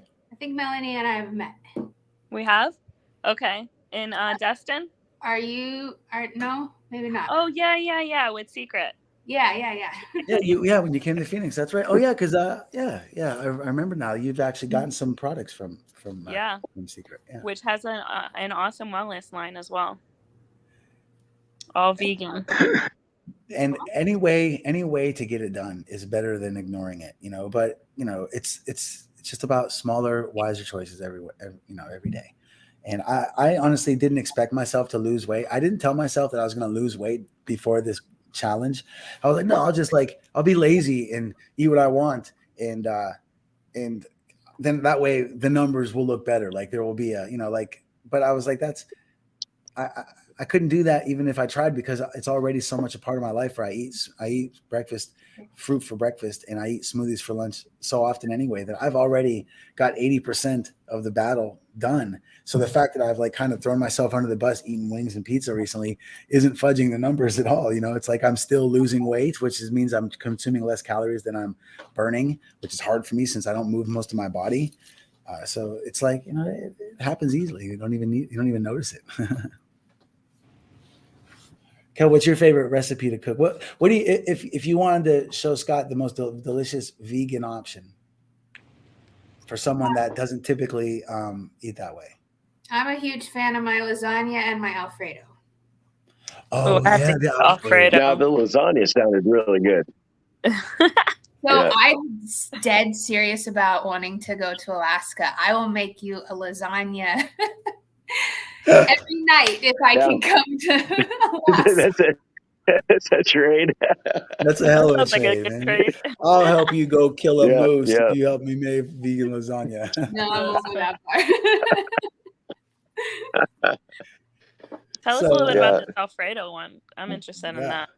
Yeah, so it's cashew based as well. I'm telling you, cashews are so versatile, but it's my own recipe because I was finding a lot of recipes that use blended cauliflower and blended tofu and a combination of the two and cashews. And so I just kind of pulled from different recipes and tried a bunch of things, tweaked a bunch of things, and came up with what I think is delicious. I made it for you, haven't I, Swede? Yeah, and I remember when you made it for me, I was trying to limit my amounts just as much as I was trying to limit what I was eating. And I was just like, I couldn't stop eating. Oh, good. I was like, yeah, just make me a small portion. And she made me a portion that was bigger than what I wanted. And I was like, oh, it's okay, I'll eat it. And I was like, can I get some more? That's awesome. Yeah, the carrot cake is to die for too, man. Seriously. And then I'm pretty proud of my carrot cake recipe. That took a lot of effort and love and time because I'm not a baker at all. But I love carrot cake. So I needed to find one that satisfied my carrot cake craving and was vegan. And so I just had to come up with one on my own because I don't know if you guys have been to many vegan restaurants, but they're either hit or miss. They're either really good or they're horrible. Like, so yeah, super crunchy. So where can we find your recipe? Yeah. I know I would love to make one. That would be awesome. I can I help don't you have do the that. know-how. I just need to find somebody who can help me To do what though? navigate a recipe book. Oh, ask and you shall receive. I told you if you need help getting busy living, I'm here for you. Right, You know, right. and Melanie coaches entrepreneurs. So Oh, you let her sniff a little bit of entrepreneurialism in you, and she will be lighting a fire under your ass. all No, right. I say I could help because I created one also, but it was a small one for like 7 days. It's super easy. Yeah. Okay. Cool. Yeah. Yeah. Yeah, That'd be a great raffle off also if you're open to doing that.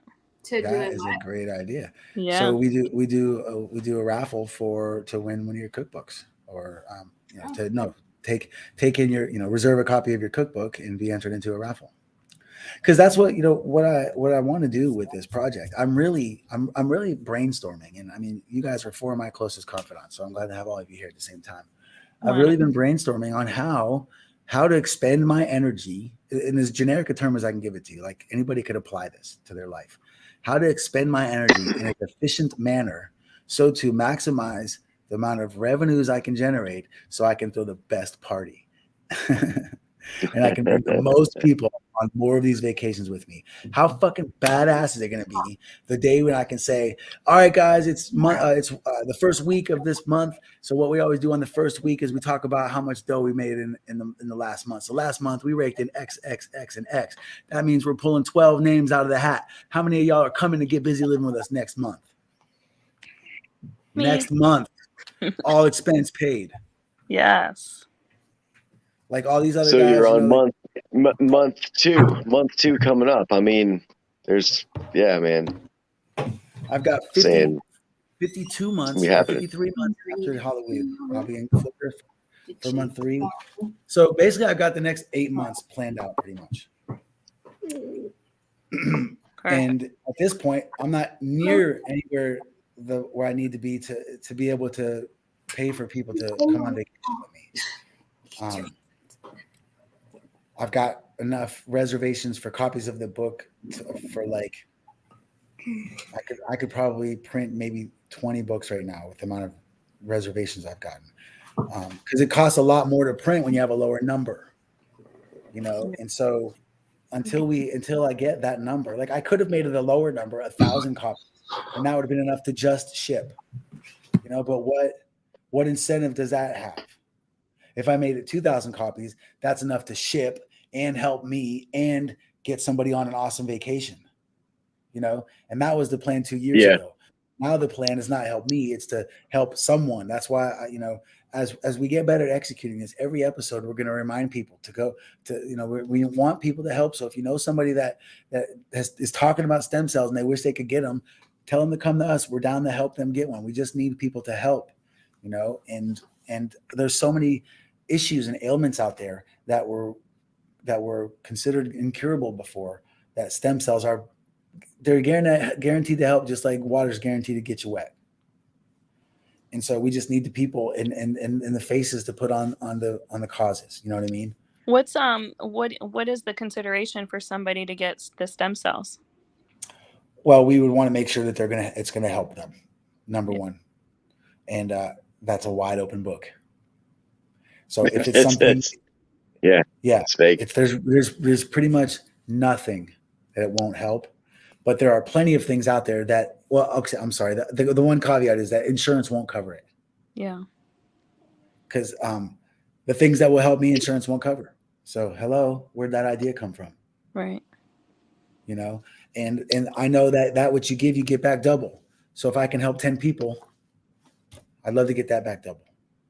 You will. You know, And you got a you got a doctor there in Phoenix, right? That you know of that does those the procedures.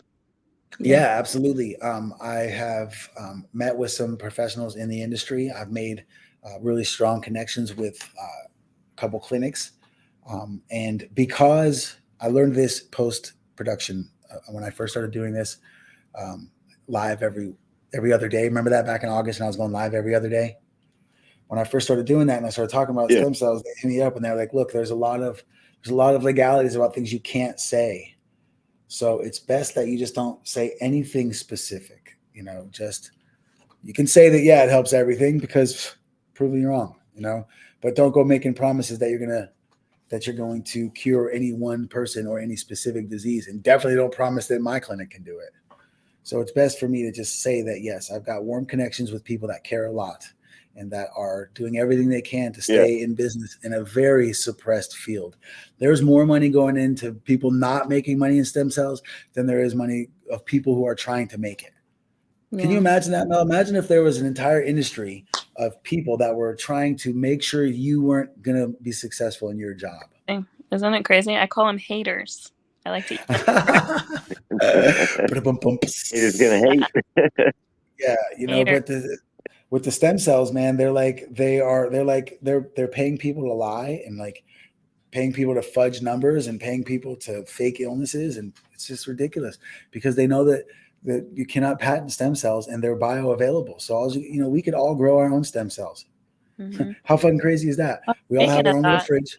We all have our own little fridge. We get our own little needle and we get our own little extraction method and we get our own little, hey, what do you think I'm taking these chemistry courses for? Dude, Hello? I got access to a placenta in April. Yes, Yeah, I called it. nice. April 6th, my birthday, okay? Congratulations, brother. Hell yeah. Scooty Wells is going to welcome another member of the family. You're gonna be a daddy Again. Times two. Yeah.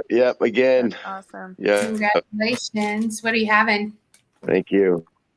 Have not announced that yet. My wife would kill me if I said that on here. There's one person that knows, and that's Swede. And there's two people that knows, and that's my wife's best friend in Sweden, and then Swede. So I guess they're going to announce it on the 29th or something. He came at me. He was like, "So we weren't gonna find out, but we decided that it was better if we did."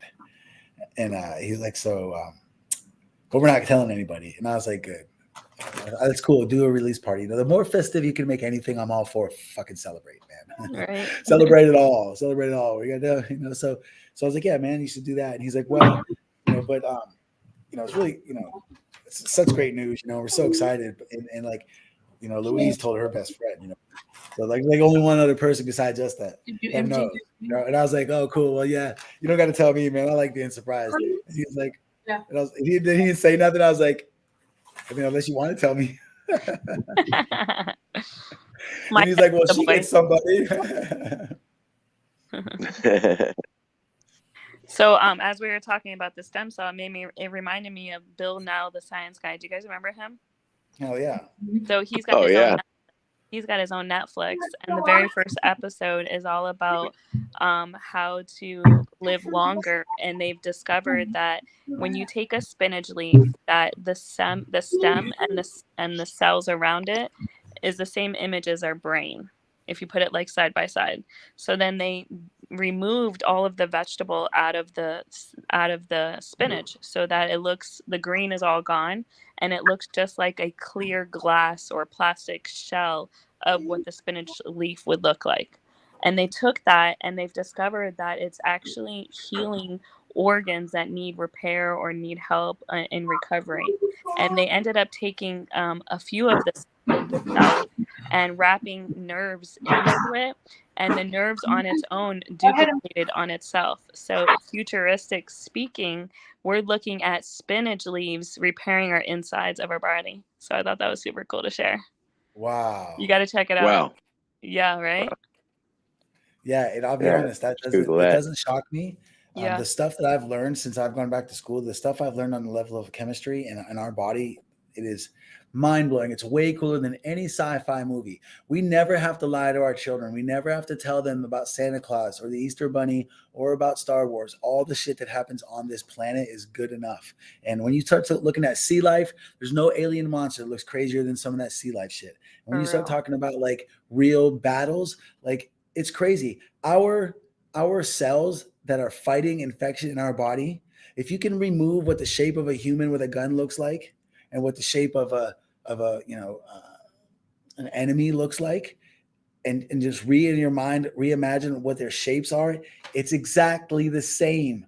Our cells are inside our bodies like little dudes killing giant monster bacteria. It's crazy. They get on them and they start hitting them with their others. Like I'm learning about the parts of the cell that actually interacts with the enemy and like forces chemical reactions that happen and how they actually like go in and fucking shock and I'm like, die, motherfucker, die. It's so crazy. And you can watch like Discovery or I see a lot of stuff that my classmates share with me. These channels that like do graphic representations of what it would look like, or they actually are like staining them and like showing them on electron microscopes. That's the real crazy shit. And there's like, oh my God, one of the studies that one of my classmates shared with me one time, craziest shit ever. It's about this bacteria that has spores that when they penetrate, they go inside the eyes of ants. Only ants is the way that this thing described it. And then it causes the ants to turn into zombies where they wander around among the other ants. And while they're wandering around among the other ants, the spores are growing in their head and spilling out of their head and getting on the other ants. And then when the spores are so much in their head that they're going to die, this is the fucked up part.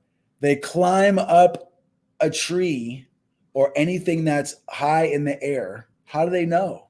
And this spore like pierces out of their skull like fucking off of an alien movie.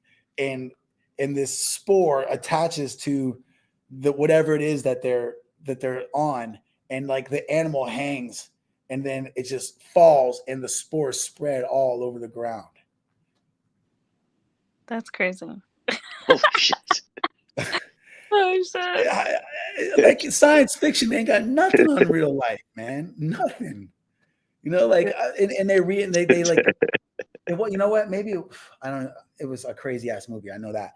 But now that I think about it, man, I bet I could find that shit and show you guys one day. But it's crazy how it works, man. Like, how do they know? Whatever is smart in that spore when it landed on the animal's head, whatever level of intelligence that was present in nature that enabled that thing to evolve. How did that level of intelligence know that ant needed to climb up and in order to spread the spores more?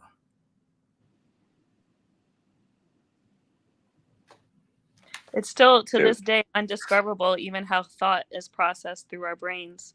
So I would assume that it's just, like you said, intelligence. Yeah, that's how Joe Dispenza describes it. It's just Joe Dispenza, of course. It's just an intelligent. I fall in love with this guy for real. Yeah, like amazing. You know what? He's a guru. For real. So Swells, you like Kelly's hat? Nice. I did see that. Yeah. I'm sure. I don't know. Did you have something to do with that, Swede? Or were you a Steelers fan before you met Swede? You were undecided because you're from Montana. There's no team in Montana. Yeah. So you knew that he was an easy pick in Swede, and you knew that she didn't have a team, and you sold her on the nation. Oh, okay.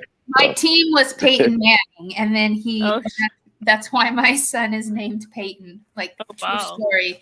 So I followed the player, not the team. And then when he retired, I quit watching football, and I haven't watched it since. Oh, wow. Well, there's a party at my house on Sunday night. The game starts at 5. We'll get 4 peaks chili edamame. Seriously. Hell yeah, and their buffalo cauliflower. Oh. Where's Peyton? He's in there. Peyton, come here. He gave this to me at Christmas, we've decided. I thought it was Thanksgiving. But seriously, I have a horrible memory because of my narcolepsy. Here, you want to say something to him?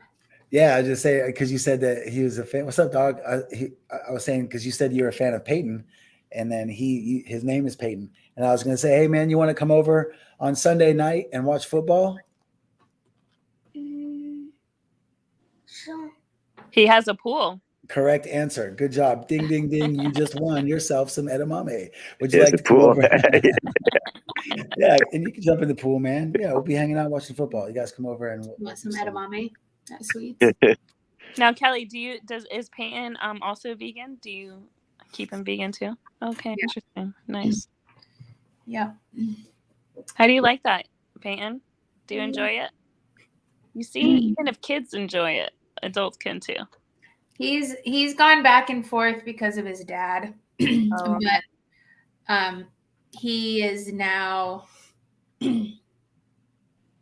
like, obviously I don't feed him anything but vegan, but he's making those choices at school now, which is like really touching my heart. Like, he said that he got offered M&Ms the other day and he turned them down because yeah.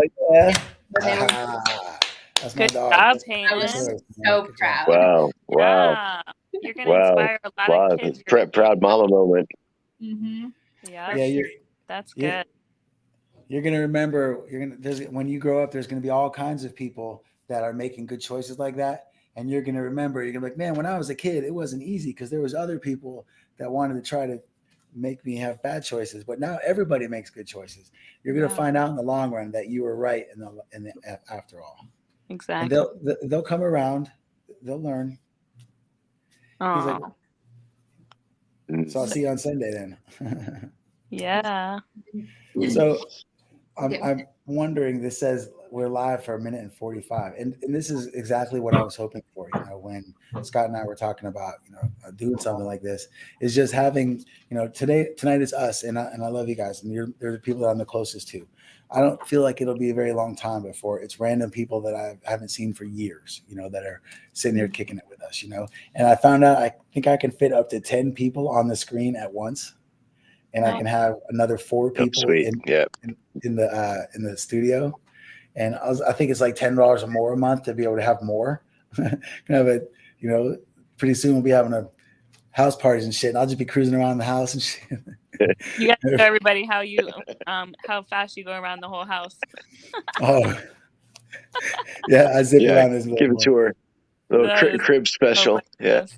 I'm like, how do you not hit anything that fast? She's talking about when she was here. So Mel came and stayed with me a while ago. And when I'm this house, the hallways are wider than normal houses, but they're not that wide. And my chair is pretty fast. And I zip around this motherfucker. Jerry came here a couple weeks ago, and Jerry went around and repaired all the drywall, but the paint that he got doesn't match. So it's got, my walls are bruised all over the place. That's funny. From places that you never hit Fairy Godmother, did you? She's had her feet run over, yes. Oh no. Yeah, but yeah. Luckily, it's not so bad that I need any kind of traffic signals, but I have gone pretty fast down these hallways. Oh shit. No, but as far as the hat, man, I was at Swells. It was right before Christmas, and Kelly had just told me that she was going to spring me out of there, and I was back at the facility. I don't know if it was the same day. It might have been a couple days later, because I want to say that it was right before Christmas, because I know it was right before Christmas. Then it was Christmas Eve. Then yeah, that's exactly what it was. Because it was Christmas Eve dinner, and she was calling me just to fill me in on what was happening, and I was still in the facility, but I was trying to go through the out processing process, and she'd already told me a couple days prior that it was up to her. I wouldn't stay there anymore. And she's calling me, and she's like, "What are you doing for Christmas Eve?" And I'm like, "Just chilling here." And she's like, "I just fed my family a vegan Christmas dinner," and I was like, "Oh man." Mouth started watering. I bet she could hear me panting through the phone too. And she was like, "You want me to bring you some?" And I was like, "No, you fucking there trying to hurt me. Don't tease me." She's like, "No, I'll bring you some." And I was like, "No way." And she showed up, man, and it was so delicious. Them sweet potatoes. man, you should not leave me alone with a bucket of those sweet potatoes. And I was like, I felt bad because I didn't have anything to give her, and she I think you didn't you like gift wrap it or something? I think like you gave it to me in like and I didn't have anything to give her, and I was like, well, I just want to give you something, so here's my hat. And she's like, he literally gave me the hat off his head.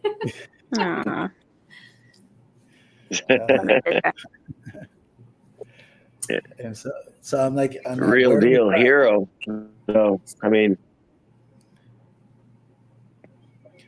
Kelly, you're, like, I don't know how much you researched in Swede's story and how much you've kind of been clued in from him and all that, but you, whenever he writes his book, you're gonna, you are a real hero in this story, big time. Oh yeah. Like he doesn't lie about it. Like he's told me many times his darkest days he's ever experienced were in that nursing facility, and to be able to get him out of there was, I mean, you can say life-saving for sure. Yeah, you know what I'm going to do real quick? I think I have it. So while I got you guys on, I'm going to let you guys chit-chat a little bit. I'm going to try to find the video that I made when I left there. So when I was leaving the facility, I was out back. I didn't have any stuff in there anymore. They just packed all my stuff in this van. And while they were packing the van, I went across the street to Starbucks, and I got a Starbucks. And then I got in this van, and I rode. Actually, it's not. It's on Facebook. I won't be able to pull it up because it's not in my library. But I'm going to find it, and I'm going to play it. It's like it's me like breaking down, leaving that place, being like, "This is the ultimate." Really? Yeah, like I was like, I mean, I think I kept my composure pretty well. Go ahead, Swells. Were you in the Uber, like the van, in that video? Yeah. Yeah. I think I remember you showing that to me. Yeah. Yeah. I'm pretty sure I was live on Facebook, and I was trying to like hold it together, and just like send the message and celebrate the moment, and share it. I don't know, man. I've never really had anybody reflect on this. Am I doing something far-fetched by feeling that I owe it to like do good, put forth effort, or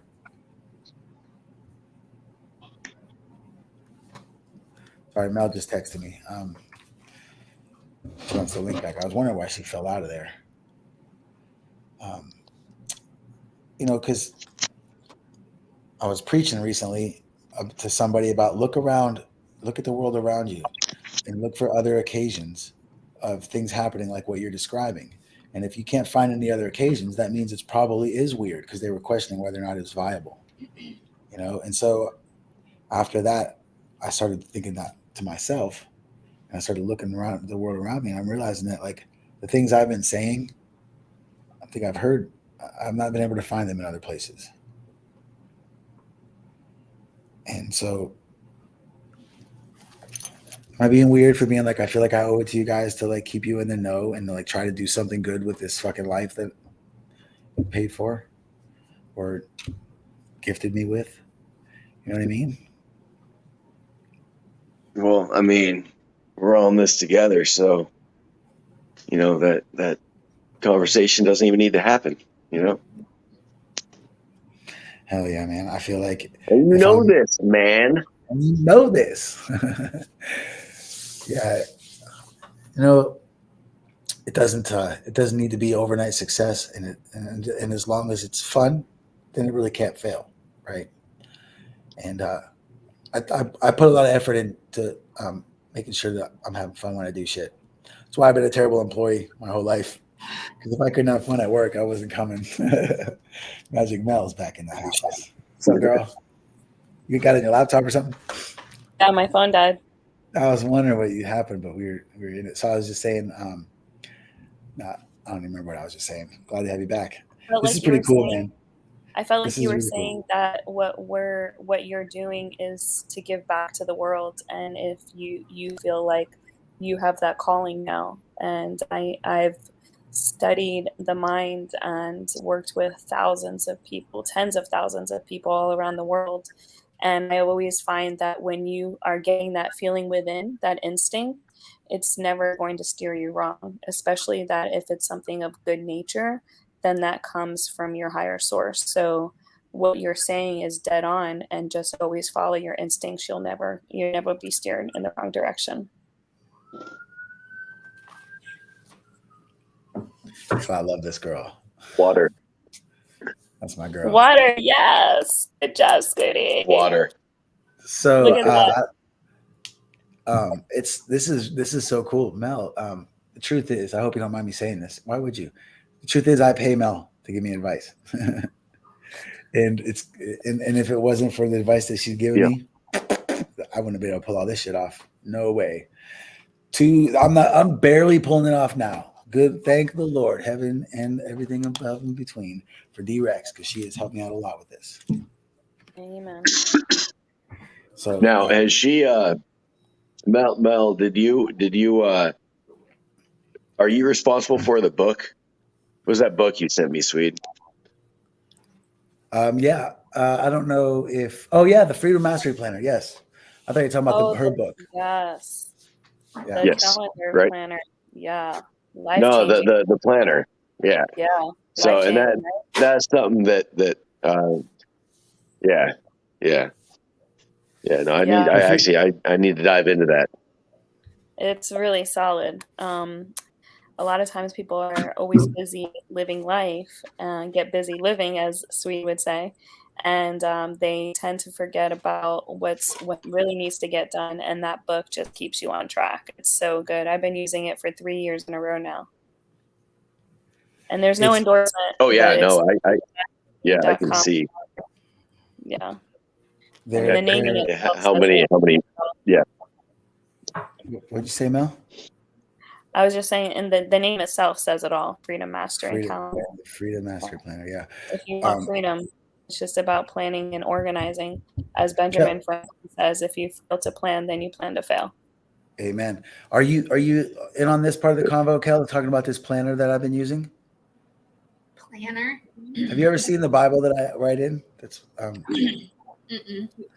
So Melanie, I saw it on Melanie's. So Melanie does a lot of online coaching, and she has a lot of education online that's available. I was looking at something she did one time, and she was showing her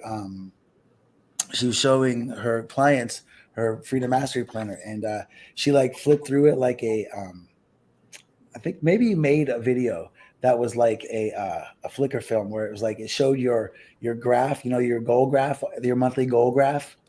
Yeah, that's what I was. Pie graph. So she made a Flickr film where it was like animated, and it showed the different months over top of each other really quick, and you could see it changing shape, and it was like growth, like perfectly, illustrated. Like it like categorizes your life in the shape of a pie. Mel, can you show that part? Yeah, I'm gonna pull it up right now. Yeah, I've tried using planners my entire life. I just bought another one. Cool. Right there. Yeah. So yes, so you see the hold on, let me go and put that up there, Mel. Okay. Dang, I just lost the page.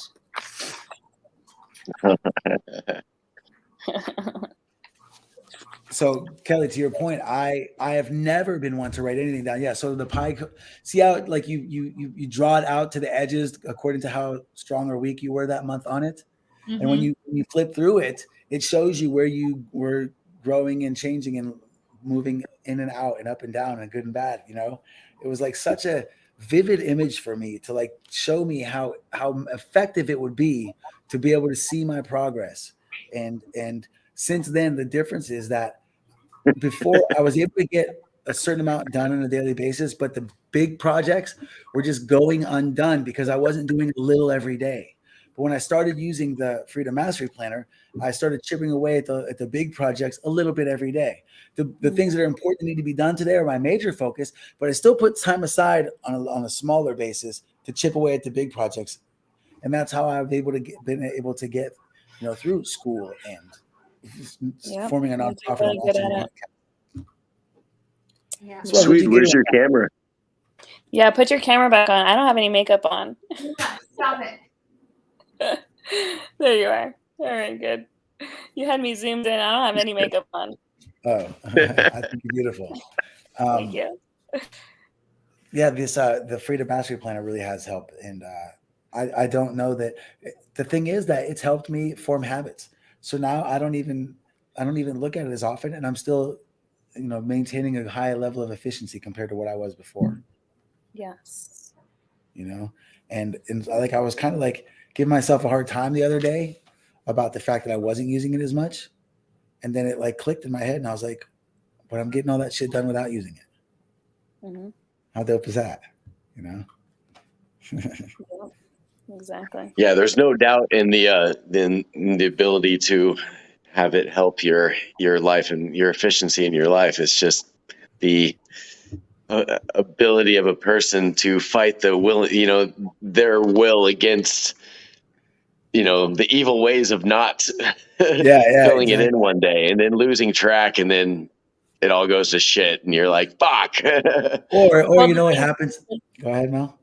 the thing is, Scotty, is that it doesn't go all to shit because it's just reprogramming. You had to be programmed to brush your teeth every day by your parents, and then eventually you started doing it on your own to the point where you didn't have to be told to do it. You just automatically did it. So Yeah. you're really just training your brain, which is a lot of times our monkey brain that wants to see like the silver objects and get distracted.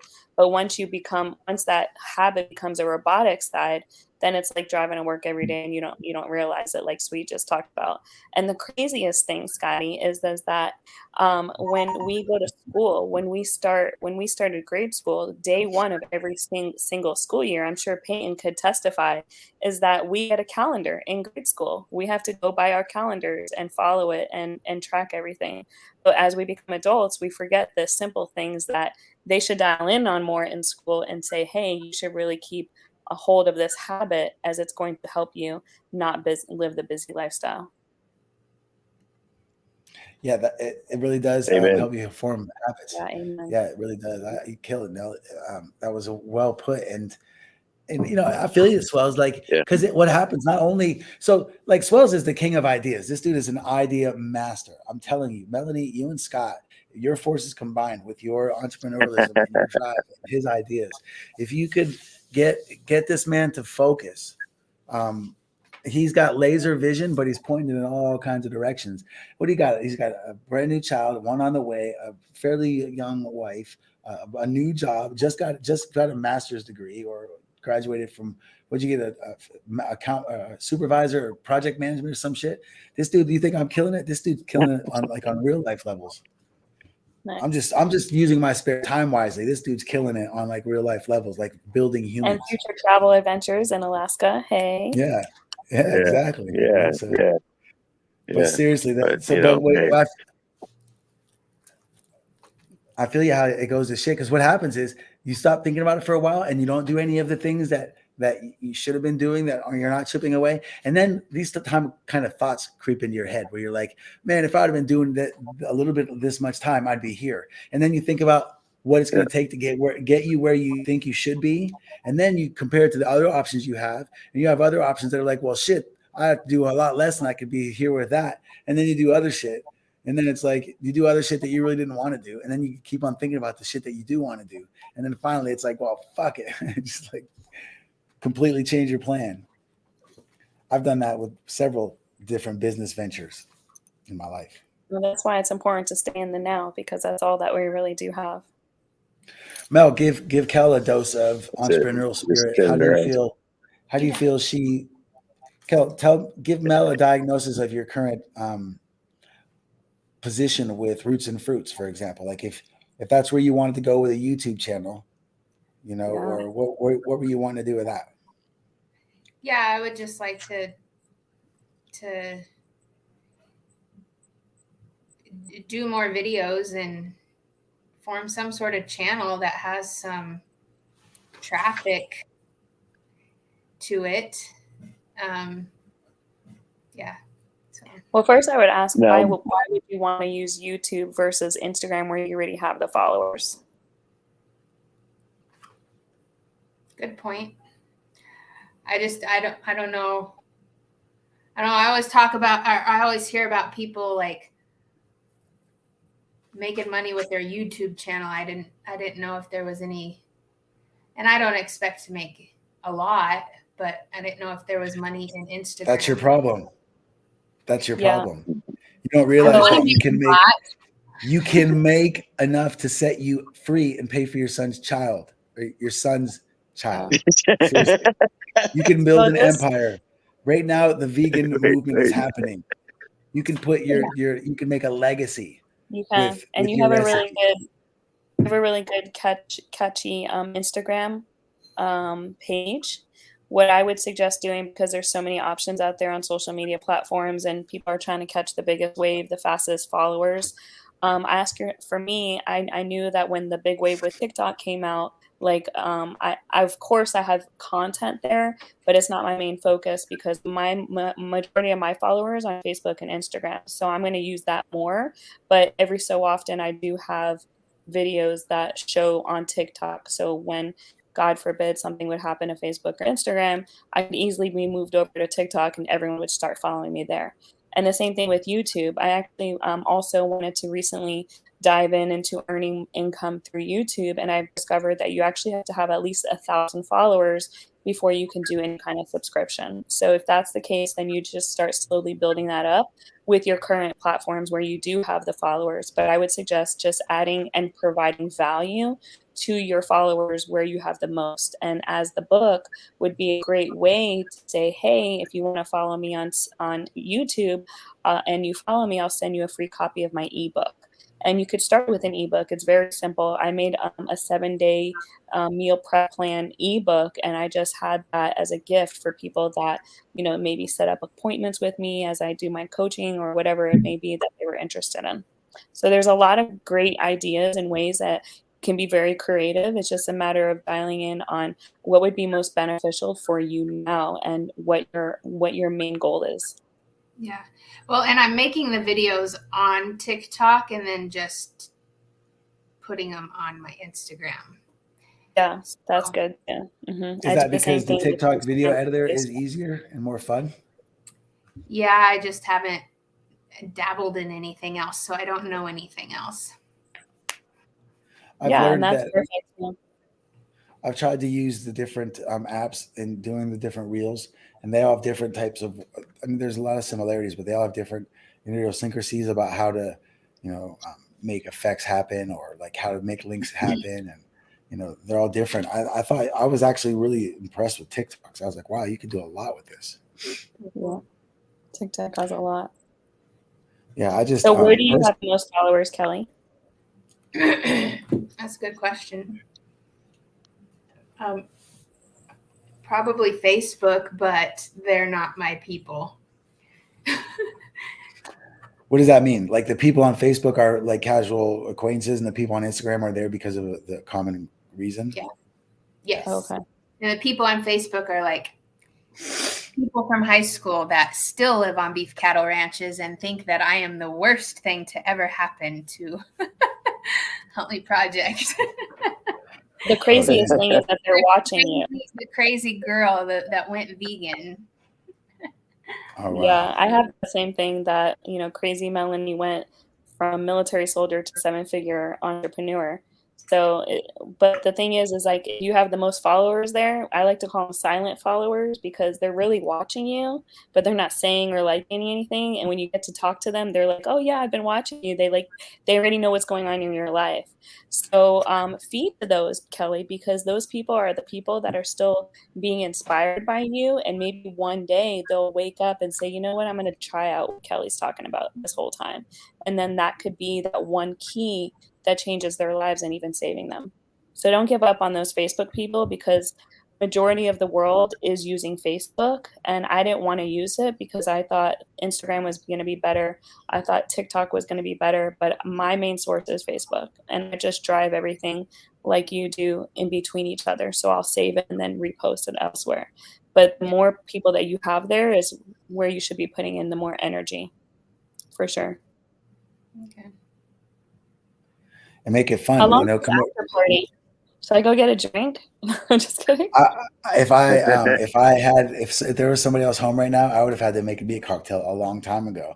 I just didn't want to leave you guys alone. And for me, I mean, I hate to admit it, but making a cocktail takes me like 15 minutes because I can't even really reach in the refrigerator, let alone like it's complicated. But yeah, the thing is, that's a great question. And I'll use that clip because the after party is as long as it's still fun. That's how parties work, right? So I don't want you guys to feel like obligated to stick around, but I want to be able to do this and let people know that when I make myself available, I'm genuine about it. I'm available. I want everybody that needs help to ask me for help, and I'll do everything I can to help them. I know that I can't physically lift things for people, but I can make connections. I can help people figure shit out, you know? And that's a lot of times all people want to do is want you to listen anyway. They don't even really need you to help them with like anything. They just need somebody to talk to, you know? And, you know, I feel like if it wasn't for people having that kind of heart, I wouldn't be around still. So I owe it to people to have that kind of heart. So as long as you guys want to kick it with me, we're going to be kicking it. Well, I'm on the East Coast, so I'm going to head out and go to bed, but I love you, sweet. Thank you for being an inspiration. And I do have one more question that I'd like for you to answer. You know, what really made you decide to put others first before your own treatment, especially 10 people? 10's a nice round number. And I just think that you should be willing to do whatever you are willing to ask for, you know. If I want people to be willing to help me, I'm willing to help others. And I just think that when I say 10, I only say that because I think that's an achievable number within the next couple of years. And I want to be able to get, you know, that number. And I want to be able to walk at the huge party.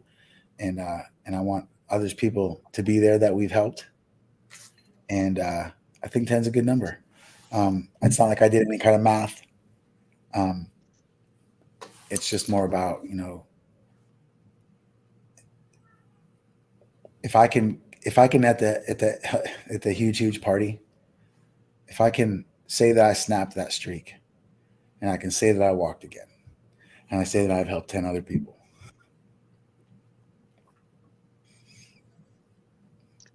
Hell yeah. Amen. I do want to go on record, though.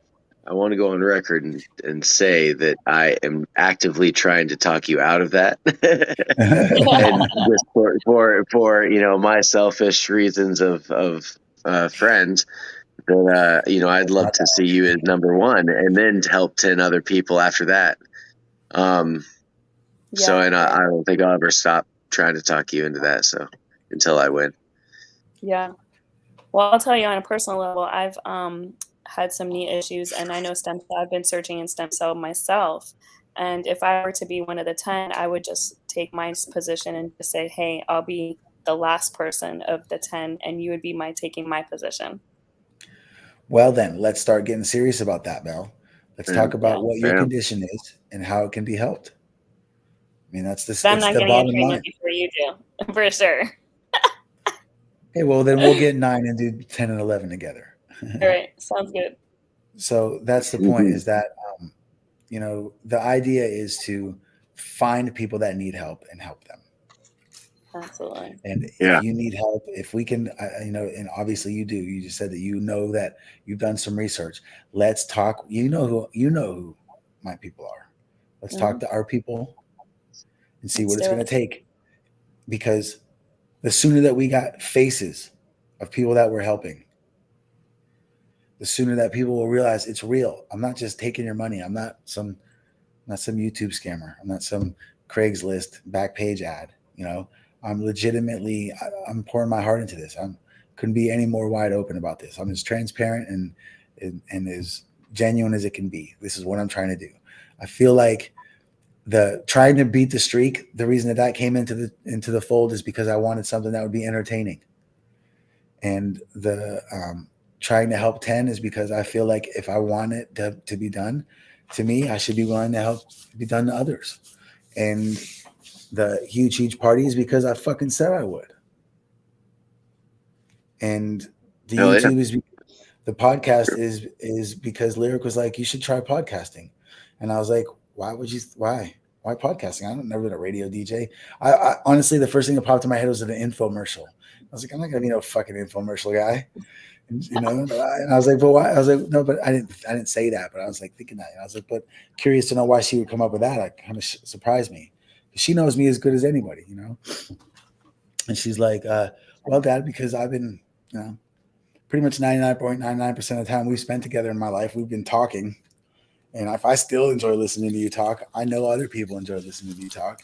And I was like it was on a phone, so she couldn't see me, but I was like,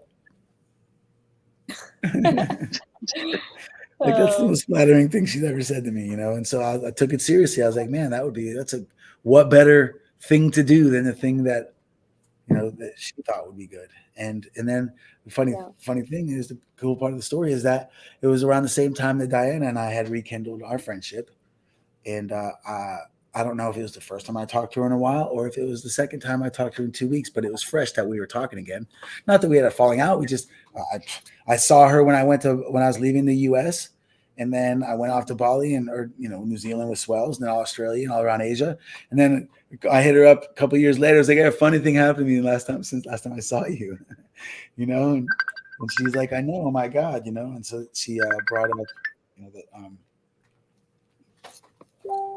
asked me, you know, what my plan was. And I told her that just recently I just talked to Lyric, and she said that I should do a podcast. And Diana was like, oh yes, that's perfect. She's like, but not just podcasts. She's like, everybody's looking at their phones right now. Just even if all you're doing is talking, make it a video, make a video version of it, like do YouTube. And she told me about Twitch and Patreon, and started opening my eyes to all of the different like visual platforms there are that are beyond just podcasting. Because I was thinking radio, you know. And so then the more we talked about it, she helped me with a couple of the logos. I think she helped me animate the Help Sweet Walk Again logo. You know, I've never used that, which I need to, because it's pretty cool. And it's funny because after I decided, so after that conversation, I did the research and I looked and saw what the income potential is, and the income potential is unlimited. And like the people that are really excellent can make unlimited money. And it doesn't require the height of an NBA player or the speed of a track star. It just requires effort and diligence and talent. I know a lot of talented people. I mean, look at this screen. So I know that it's not like I can become a doctor, because I don't think that's reasonable. And doctors are overworked. I want to do something that's not going to be physically, it's not going to require a lot of physical effort. It's going to be mostly, basically my laptop and a little bit of technical equipment and time. So when something like this has the ability to exponentially grow, I know that you just got to plant the seeds and keep watering them in sunshine, water and sunshine, water and sunshine. And so, Kel, if you want a YouTube channel, why are we not doing it yet? I got cameras. We talked about it doing it in my kitchen when I lived in Tempe. Now you got a bigger kitchen too. I got a tiny kitchen. Diana gave me a really high quality juicer that for this vegan challenge, I'm going to start juicing regularly and using the juices to make my smoothies like I used to. Remember Mel, when I gave you that yummy delicious and you were like, oh my God. And I told you that was like juice. Yeah. It's like drinking life. Yep. It is good. It is good. Well, I vote for a Cooking with Kelly episode on your podcast. Oh, yeah. Yes. Let's. Even if we do this, Kel, even if we pre-record it and we just play it, like make a little, make little short videos of your recipes. But I would want it to be, obviously specifically for this podcast, so I have some uniqueness, but I'm completely down for that. If you wanted to, like, especially during this vegan challenge, if you want to come over and do some recipes, that are just raw recipes, like some of your juice recipes or whatever, smoothie recipes, like ice cream. Can you make the ice cream is raw, isn't it? Yeah. Mm-hmm. And then you could put that into I could help out with a little mini ebook for you guys. Yeah. There you go. I just struggle on That'd be cool. of making a cooking video. Because all I have is my phone. You struggle on the what? On the the format of making one. So that's why I've done TikTok, because I can do real short, but you can't get very detailed. So I don't know. Everything's possible. Get creative. If you're talking about recording the video and then editing it up and chopping it up and making it usable, that's all we know how to do, all that kind of stuff.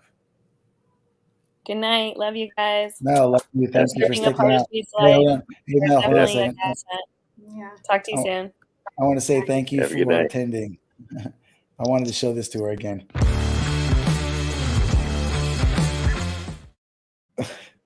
Diana hit me with that a little bit ago before this episode started. And she's used this. She loves this version of me with my hair down. Cat Williams. I think I did that one time because I think it came out. It was really loose and it was bothering me. So I just got mad and pulled it out, and it was just hanging there. And then it was time for us to go on. So I just kind of pulled it over or whatever. And then I don't know how she got the footage of it. But now she uses it against me. Not that I hate it. I like that. I like that. I like that pick, man. You like it, dude? I'm gonna call it a night. All right, last two. So that means goodbye to awesome both episode, though.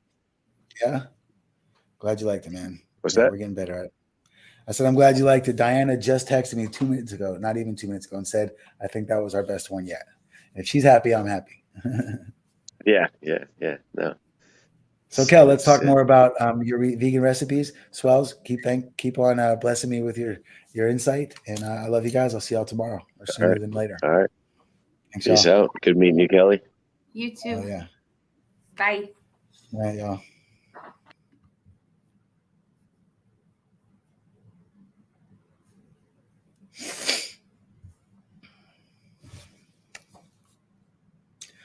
The first after party. First time I've ever talked to a camera by myself, knowing that I was recording it and I was going to be reading it later and doing anything like this. But we're going to look back on this. I'm not going to give up. I'm not going to quit.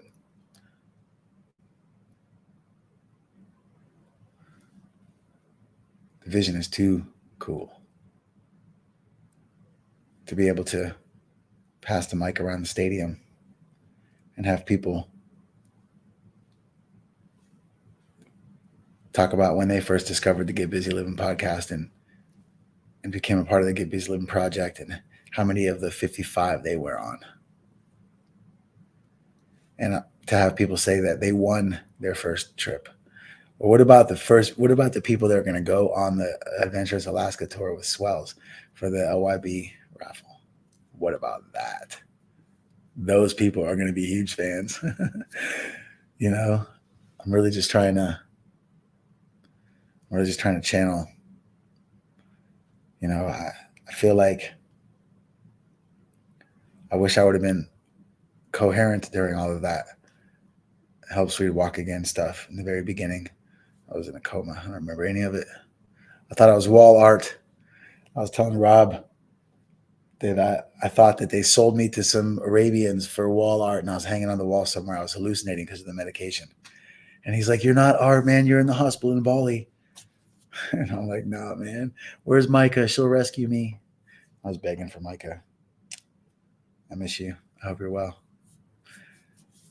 Get Busy Livin podcast. Thank you. It's a great day to be alive.